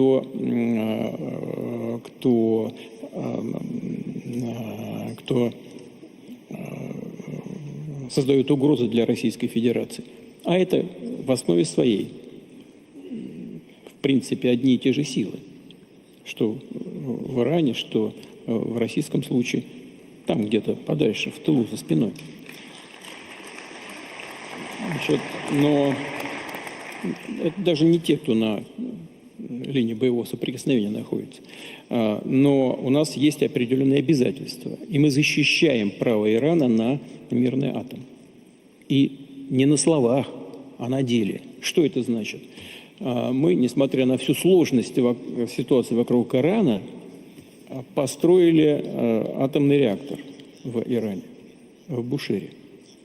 Мы заключили контракт на строительство еще 2 атомных реакторов. И мы, несмотря на всю сложность ситуации, несмотря на опасность определенную, мы продолжаем эту работу. Мы не эвакуируем наш персонал оттуда. Больше того, мы, опираясь в данном случае, опираясь на известный уровень наших отношений с Израилем, на восстанавливающиеся отношения с Соединенными Штатами, мы и перед Израилем поставили этот вопрос, и перед президентом Трампом поставили этот вопрос о том, что мы выполняем там свои функции в Иране, исходя из наших представлений о праве Ирана на мирный атом, и исходя из того, что мы действуем абсолютно в рамках международных норм, и мы просим обеспечить безопасность нашего персонала. Хочу сказать, что премьер-министр Нетаньяху с этим согласился. И президент Трамп обещал поддержать наши законные требования. Разве это не поддержка Ирана? По-моему, прямая поддержка. Кроме того, что мы заняли определенную позицию в Организации Объединенных Наций. Но та позиция, которую мы занимаем, в том числе в рамках ООН, я в этом глубоко убежден, она соответствует как интересам Ирана, так и интересам государства Израиль.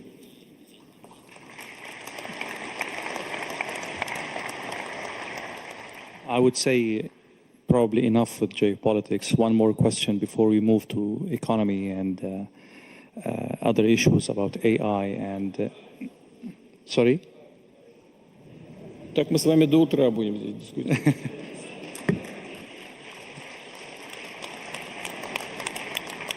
The forum this year coincides with the 80th anniversary or commemoration of the Day of Victory, the World War II. Are you concerned that we are heading into World War III in any way?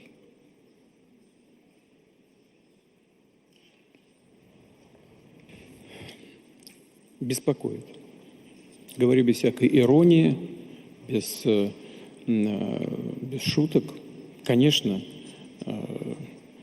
очень много конфликтного потенциала, он растет. Ну и у нас под носом, нас это касается напрямую. Конфликт, который мы переживаем на Украине, на этом направлении. То, что происходит на Ближнем Востоке. И, конечно, нас очень беспокоит то, что происходит вокруг ядерных объектов Ирана. Беспокоит то, к чему это может привести. И это требует, безусловно, нашего не только внимательного отношения к происходящим событиям, но и к поиску развязок, к поиску решений, причем желательно мирными средствами, по всем направлениям. Вот я говорю совершенно искренне. Но ради этого, в том числе, мы здесь собрались.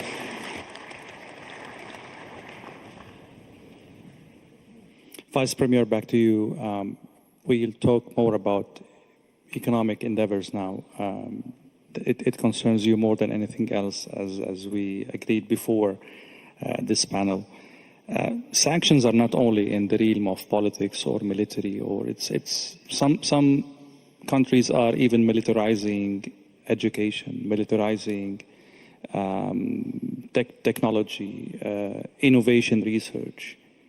And this is a big worry for China, or this is a challenge that China takes very seriously. How are you mitigating that through the relationship with Russia and in the realm of your own sovereignty and your own decisions with other allies, I mean?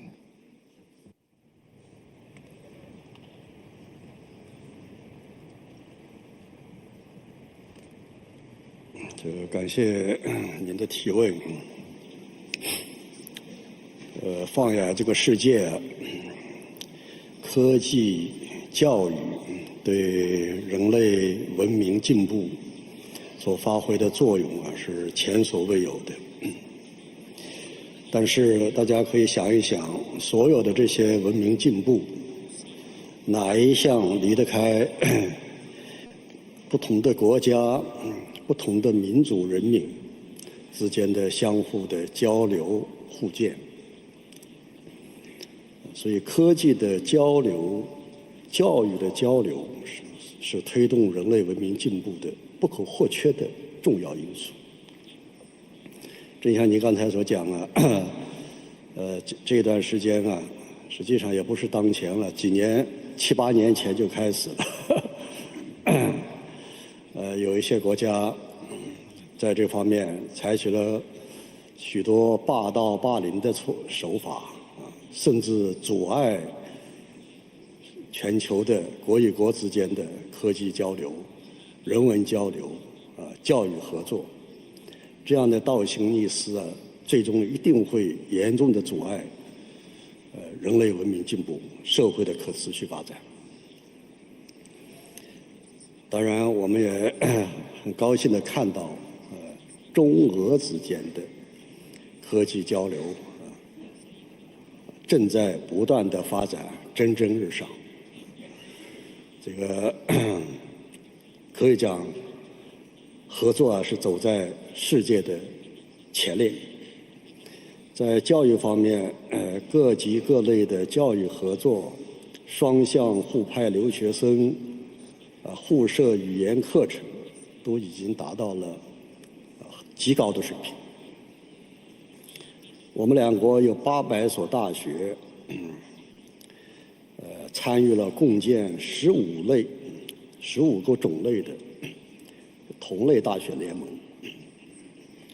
在科技方面，我们共同成立了基础科学的研究院，建设高水平的联合实验室，实施国际大科学项目，而且还推动两国的大科学装置相互开放，所以在这方面已经取得了非常好的成果。所以我相信这个世界离开了某些大国，绝对不存在活不下去的问题，也不存在发展不好的问题，不用操这个心，一定会发展得更好，一定会进步得更快。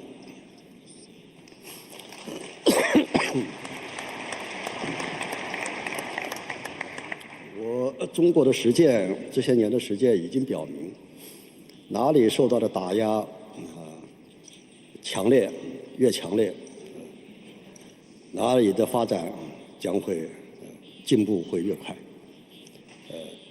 美国人对中国的科技封锁、科技打压，不是今天、昨天、今年、去年才开始的，几十年来都是封锁打压的。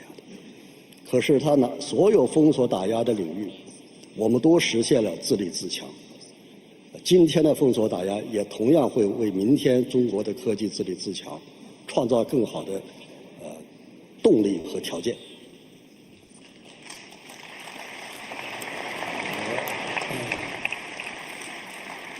今年的5月，习主席和普京总统举行会晤，对中俄两国科技教育方面的合作，又形成了新的部署。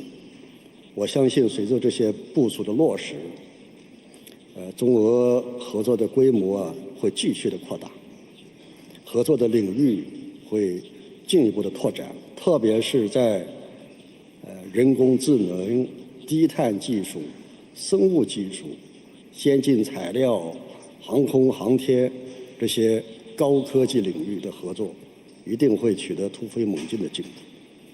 当然，两国之间的合作机制也不断的完善，两国政府将推动双方的科教合作不断的迈上新的台阶。谢谢。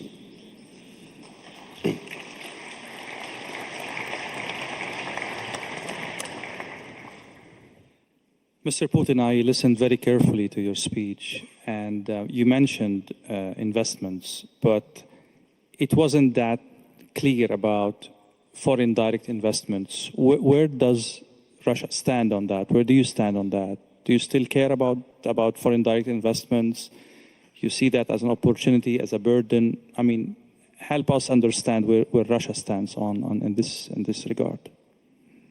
Мы вообще считаем, что частные инвестиции – это то, что нам нужно, и то, без чего вряд ли сможет развиваться эффективно российская экономика.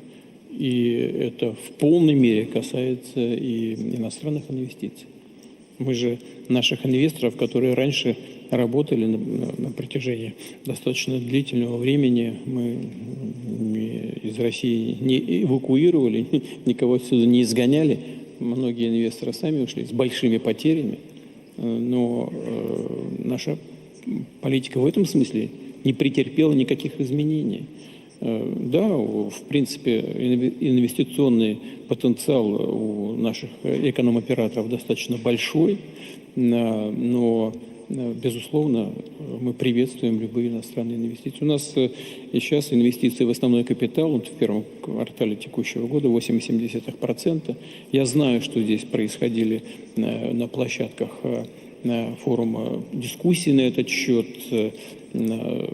по поводу того, что у нас есть известные проблемы, напряжения с высокой ключевой ставкой, связанные и инвестиции не сохранятся до конца года, но, тем не менее, Центральный банк исходит из того, что у нас кредитование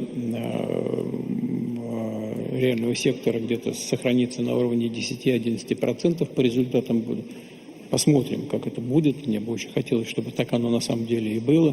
Но иностранные инвестиции мы приветствуем, безусловно. И не только приветствуем, но и будем создавать всячески, всеми возможными способами условия для того, чтобы наши партнеры чувствовали себя здесь комфортно. Ну вот у нас здесь наш друг из Бахрейна, вот по линии, скажем, Российского фонда прямых инвестиций, у них уже есть договоренности наладить конкретную работу. Первые шаги сделаны, они, может быть, не такие масштабные, там где-то на 15 миллиардов рублей, но вот с Арабскими Эмиратами у нас очень активная работа идет по линии суверенных фондов, с Саудовской Аравией, с другими странами, причем наши партнеры, наши друзья, они даже приняли решение, и не вчера, не сегодня, уже несколько лет назад, они доверяют своим российским партнерам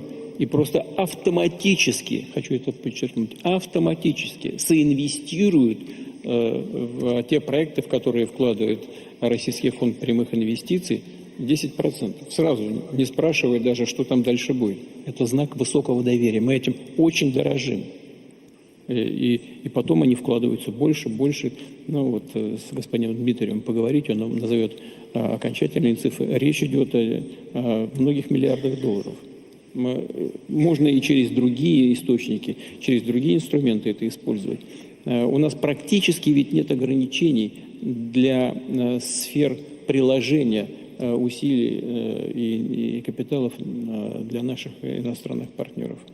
Это одно из ключевых направлений, как я полагаю, нашего сотрудничества.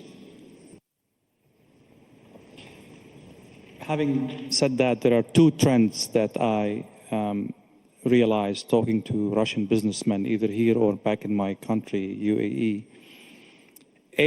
There is kind of rejection of buyback. You know, when the war happened, there was some foreign investments that were bought by Russians, and now these might want to buy back their investments. Russia seems to be blocking that because new Russian entrepreneurs bought and invested these operations.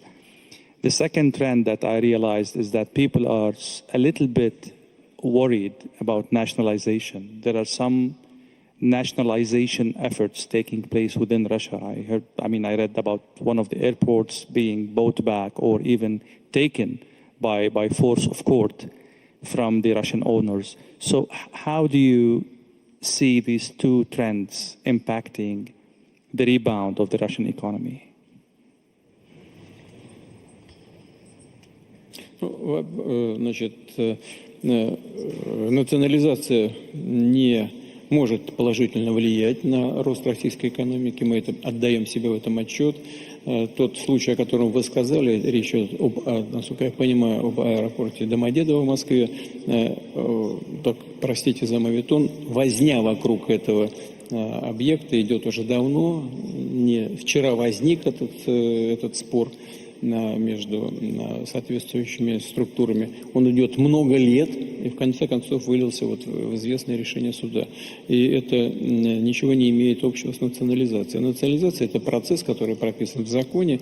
Мы этот закон, эти нормы не применяем. И, на мой взгляд, вообще, я уже говорил на встречах с бизнесом, речь о чем? О том, что в ходе приватизации, конечно, много было допущено несправедливости. Там, за 1 рубль приватизировали то, что стоит, может быть, миллионы. Все это понятно, но и с точки зрения социальной справедливости это далеко были не лучшие решения. Но еще худшим решением будет сейчас начать это все назад забирать. Поэтому, на мой взгляд, нужно в конце концов выработать нормативную базу по срокам давности всех событий подобного рода и закрыть эту тему раз навсегда на всю оставшуюся жизнь. Поэтому вот то, что вы сказали, к деприватизации не имеет никакого отношения. Что касается возможного возвращения наших партнеров, так называемый байбек, здесь тоже есть определенные вещи, на которые мы должны обратить внимание. Первое, мы должны понять, кто и как у нас уходил, на каких основаниях. Если кто-то уходил по политическим соображениям, под давлением своих политических элит своих стран, то это значит ненадежные партнеры. Они поставили в трудное положение трудовые коллективы, которые могли оказаться на улице. Видимо, к этому и стремились. Но ничего не получилось, потому что российский бизнес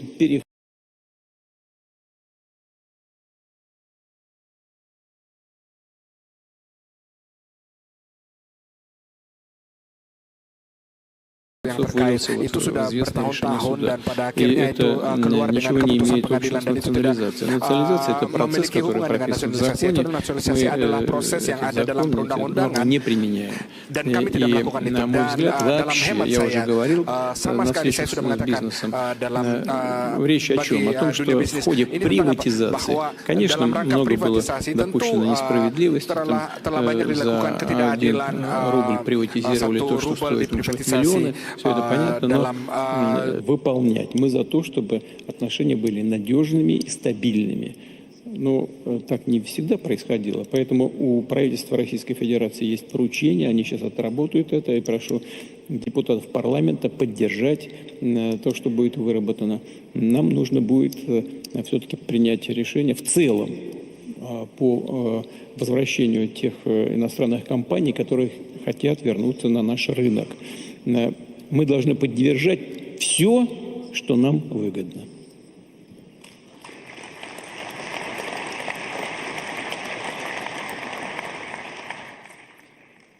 Mr. President, how your country is, let's say, taking advantage of the current economic situation in Russia. People left, businesses are left back. There are opportunities in the market now for a country like Indonesia. How are you leveraging the situation? As I mentioned that I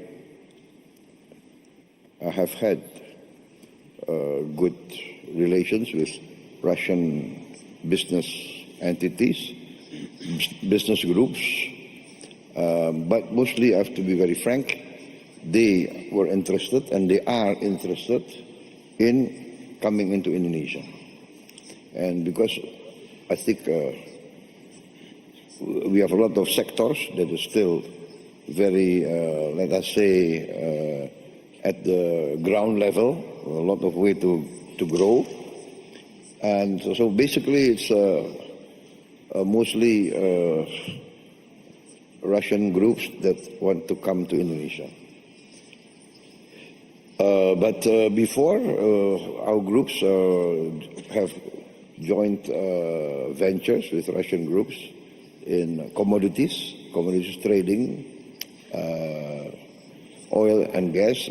So, and now we open our markets for Russian agricultural products. So,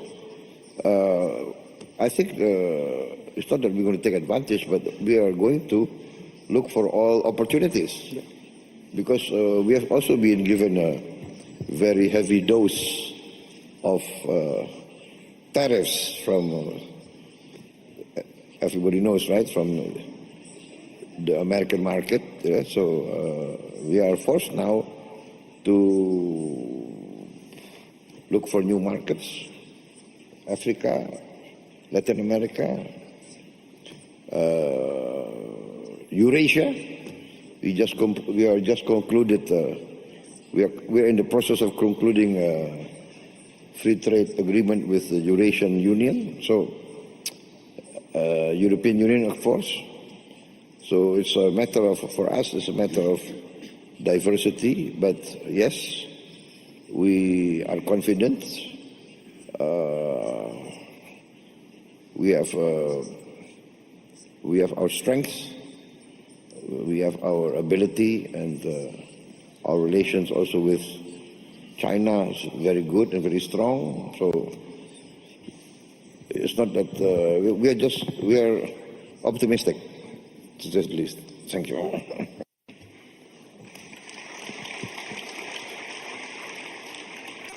Mr. Vice President, there are many aspects for the economic relationship between South Africa and Russia, but one of the main aspects is the energy deficit in South Africa, and you've been trying to mitigate this problem or solve this problem by cooperating more with Russia in the realm of energy. So far, this hasn't been fruitful as much as you would want to, or as much as Russia is capable of helping. How do you assess this? Yeah, thank you for the question. Firstly, let me say that I've already had good meetings, both with the Prime Minister and the President, and we've agreed that we need to increase trade between our two countries. Currently, trade between South Africa and Russia is it's estimated at about 1.3 billion US dollars. We think it's quite low, so we want to triple that number in the next 4 or 5 years. So we've looked at various sectors. We've looked at the energy sector.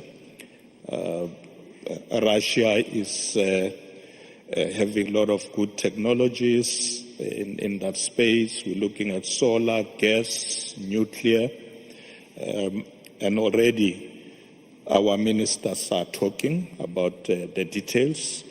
We've also talked about critical minerals, particularly to support our local beneficiation efforts. We also looked at agriculture. We are exporting citrus fruits to Russia. We are exporting wines. But we need to increase the volumes.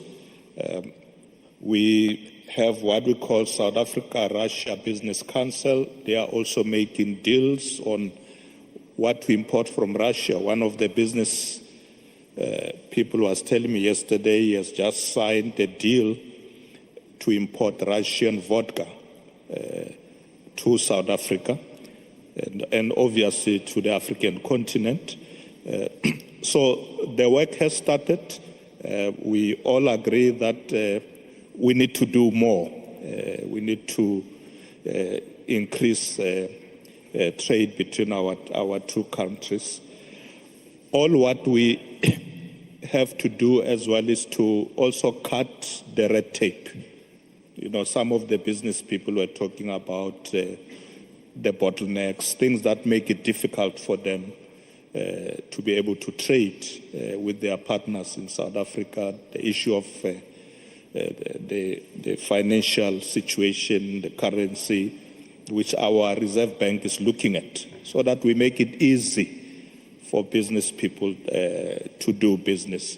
So it is our commitment, and we've agreed on all these areas.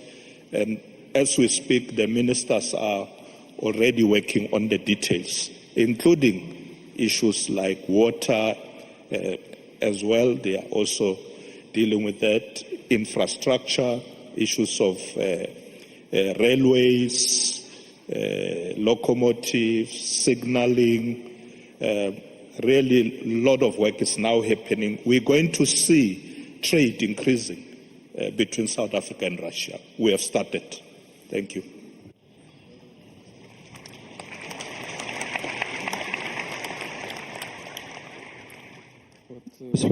Да, мой коллега из ЮАР сказал, что уже налажены поставки водки в Южноафриканскую республику. Вы знаете, ведь это очень правильный и серьезный шаг. Почему? Потому что если водки выпить, как у нас говорят, надо же закусить чем-то. И поэтому за этим наверняка последуют поставки мясной продукции. Значит, или поставки зерна. Вот, плюс поставки зерна. Мы, например, собираемся вместе с нашими друзьями из Бахрейна создать целый хаб по поставкам пшеницы из России. Хочу напомнить, что Россия уверенно занимает первое место в мире по продажам пшеницы на мировом рынке.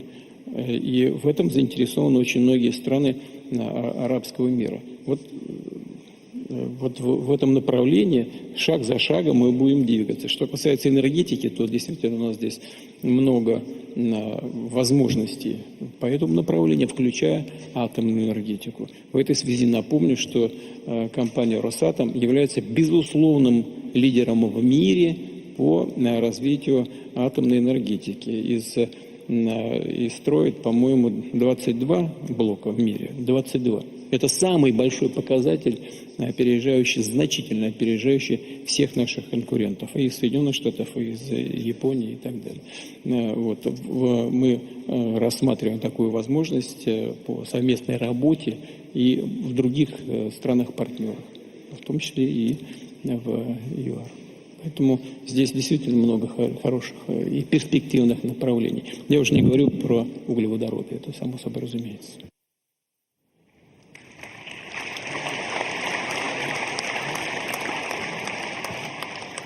There is no doubt that more vodka will help the world to put the mood in a better condition. Mr. President, во всяком случае будет веселее жить, это уж точно.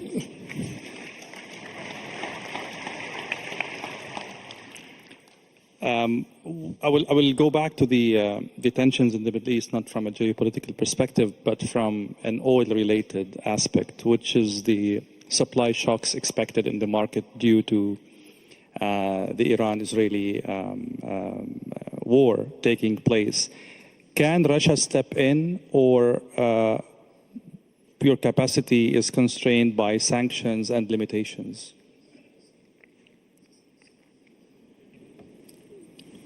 Я уже говорил о том, что мы делаем. Что вы имеете в виду? Что значит вмешаться? Can you step in? I mean, to mitigate the supply shock in the market due to the events in the Middle East? Can Russia do something about that if this happens? Да, конечно. Ну, во-первых, дело не в нас. Дело в том, что мы очень строго выполняем, дело не только в нас, мы очень строго выполняем все наши договоренности в рамках работы с нашими друзьями и партнерами по линии ОПЕК+. эти страны сознательно ограничивают добычу и поставки энергоносителей на мировой рынок. Сейчас, правда, по имеющейся договоренности постепенно добыча наращивается, но именно постепенно, имея в виду, чтобы не создать дисбалансов на мировом рынке, с тем, чтобы обеспечить, как мы в таких случаях всегда говорим, баланс между спросом и предложением и справедливые цены, которые были бы комфортны как странам-производителям, так и странам-потребителям. Конечно, мы видим, что сегодняшняя ситуация на Ближнем Востоке, сегодняшняя ситуация, связанная с конфликтом между Ираном и Израилем, привела к определенному росту цен. Но этот рост, на взгляд наших экспертов, не является значительным. Сколько сейчас? 75 долларов за баррель, то есть, а был 65. На 10 долларов вырос и стабилизировался на этом уровне. Многие страны, в том числе и страны залива, могут нарастить эти поставки, добычу нарастить и поставки на мировой рынок увеличить. Но, повторю, мы это делаем, как правило, согласованно, надеюсь, так оно и будет. В этом смысле и Объединенные Арабские Эмираты вносят очень существенный вклад, и наследный принц Саудовской Аравии очень ответственно к этому относятся. Причем у нас решения всегда сбалансированный характер носят. Мы посмотрим все вместе, как будет развиваться ситуация, пока какой-то оперативной такой реакции не требуется.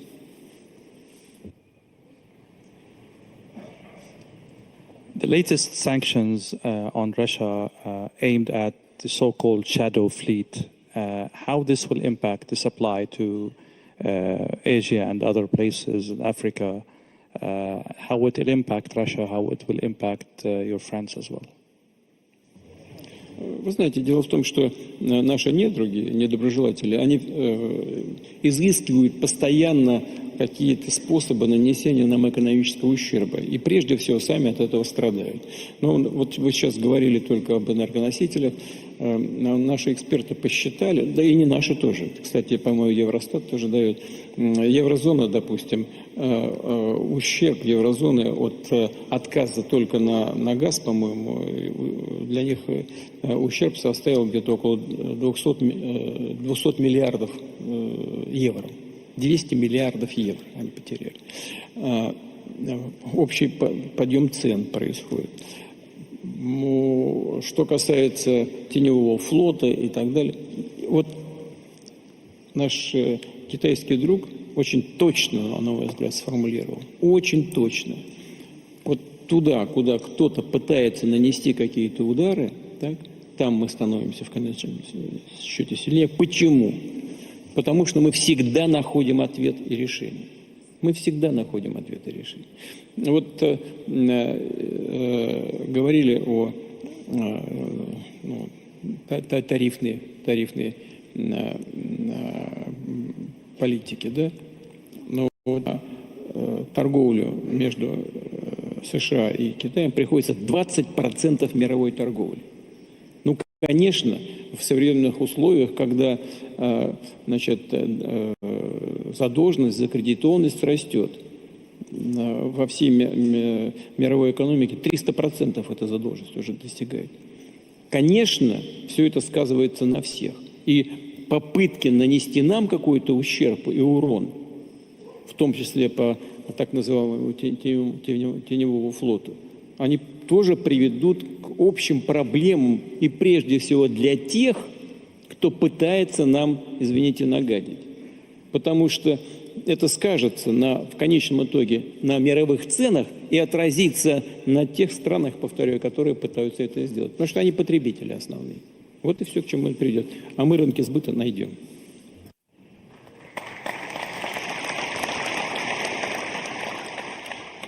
It's a very interesting tone in this answer. Let me ask you directly. This is my last question before I give 1 minute for each esteemed participant to finish or to say some final thoughts. There are enough reports out there, credible reports, that this war is killing the Russian economy. Your inflation rate is very high. Your interest rate is very, very high. Your growth by the best optimistic scenarios will not exceed 1.5% this year. Is this war killing your economy?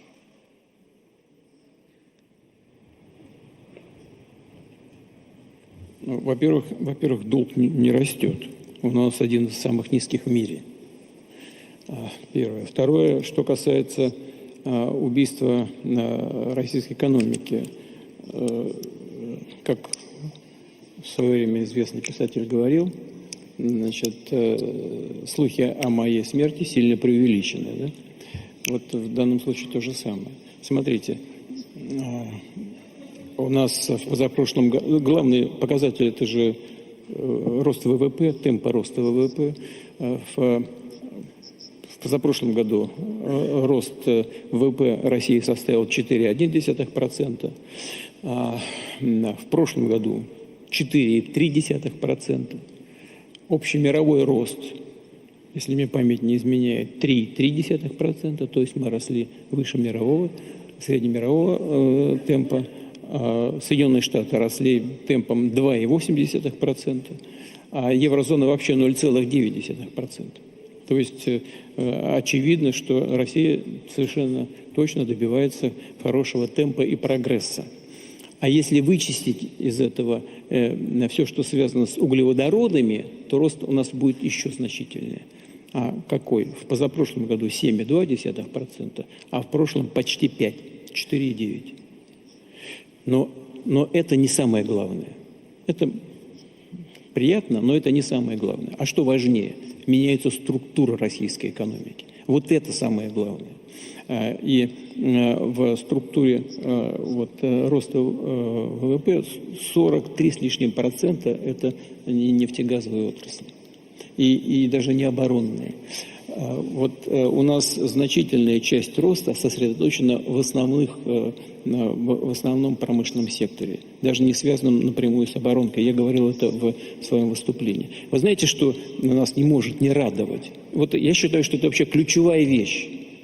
Мы все время говорим об импортозамещении. И действительно выделяли солидные финансовые ресурсы на то, чтобы замещать те продукты, которые с нашего рынка ушли в силу и санкций, и ухода некоторых западных компаний. Вот в настоящий момент происходит очень позитивный момент, который заключается в том, что у нас все больше и больше появляется продуктов, основанных на собственных решениях, собственной платформе, связанной с развитием науки и высоких технологий. Вот это объем этого продукта постоянно увеличивается. И это говорит об изменении структуры российской экономики. Это одна из наших ключевых целей и задач. Вот промышленность растет еще большими темпами, чем ВВП страны. И в прошлом году, по-моему, это рост был где-то в районе 7%, 7,2% на промышленность. Сейчас в первом квартале текущего года тоже уже, по-моему, 1,6, 1,9. Рост продолжается. Все это происходит на фоне достаточно низкой безработицы. Она у нас на историческом минимуме находится, 2,3%. Да, конечно, платой за вот такой резкий рост экономики, для нас это достаточно быстрые темпы, стала инфляция. Но Центральный банк и правительство предпринимают необходимые усилия, в том числе это касается ключевой ставки высокой. Вы наверняка были свидетелем дискуссий, которые идут и в правительстве, и между правительством и Центральным банком. Да, конечно, простых решений здесь нет, но в целом нам удается справляться и с этой проблемой. Ведь, смотрите, все-таки уже однозначная цифра инфляции, уже сколько наш? Да, 9,6, по-моему, вот, Илья Расыбзадна кивнет где-то головой, где-то 9,6, да? И некоторые говорят, что там базовая инфляция уже 5, но это сейчас не буду вдаваться в детали, они мне здесь грузили меня 3 дня назад, объясняя, что такое, откуда взялись эти 5%, но все-таки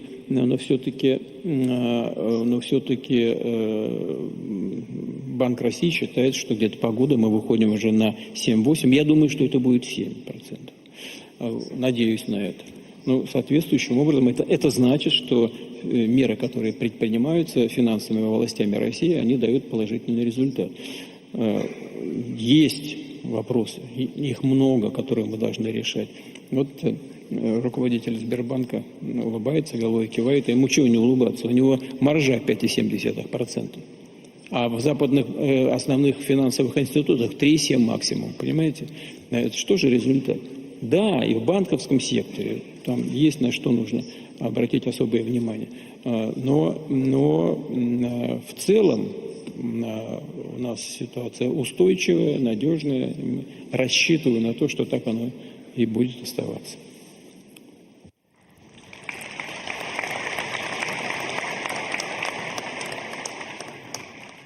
That was my final question. I will keep like 1 minute around for each participant. If there is anything I failed to ask or something that you have in mind to go, Mr. Vice Premier, go ahead. Mr. Vice.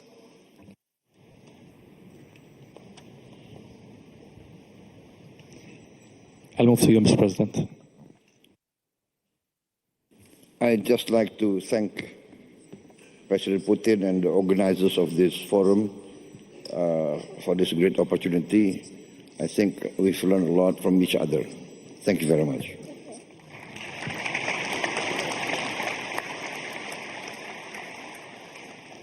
I would join my voice to you, Mr. President, and I would like to thank His Excellency Mr.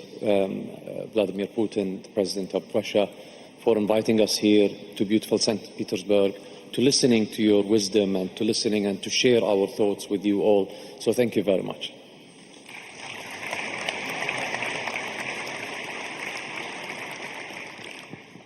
I also want to thank President Putin for this invitation for us to participate at this important forum.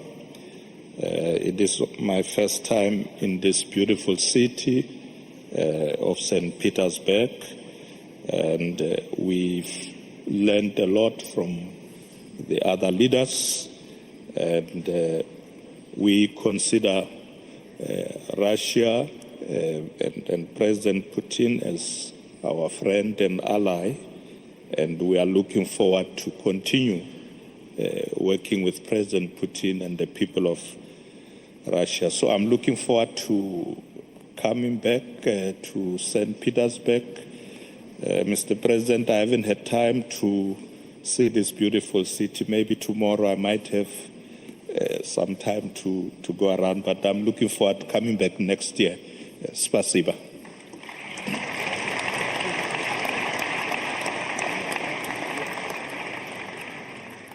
President Putin, this is the second panel I had the privilege and the honor to have with you in less than 1 year.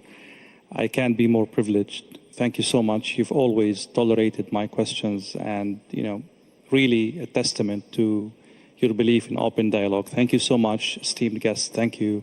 And everyone, thank you so much.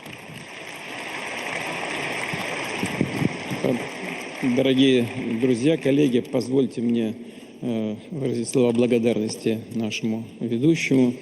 И я искренне хочу поблагодарить своих коллег, которые приняли участие в сегодняшней дискуссии. Я уверен, что это было интересно для аудитории. Ну и не только для той аудитории, которая здесь находится, но это многие вещи разойдутся и, безусловно, на весь мир. Это были интересные выступления, живые, что очень важно. И все соответствовали накалу тех событий, которые мы переживаем. Спасибо вам большое за то, что вы здесь сегодня среди нас.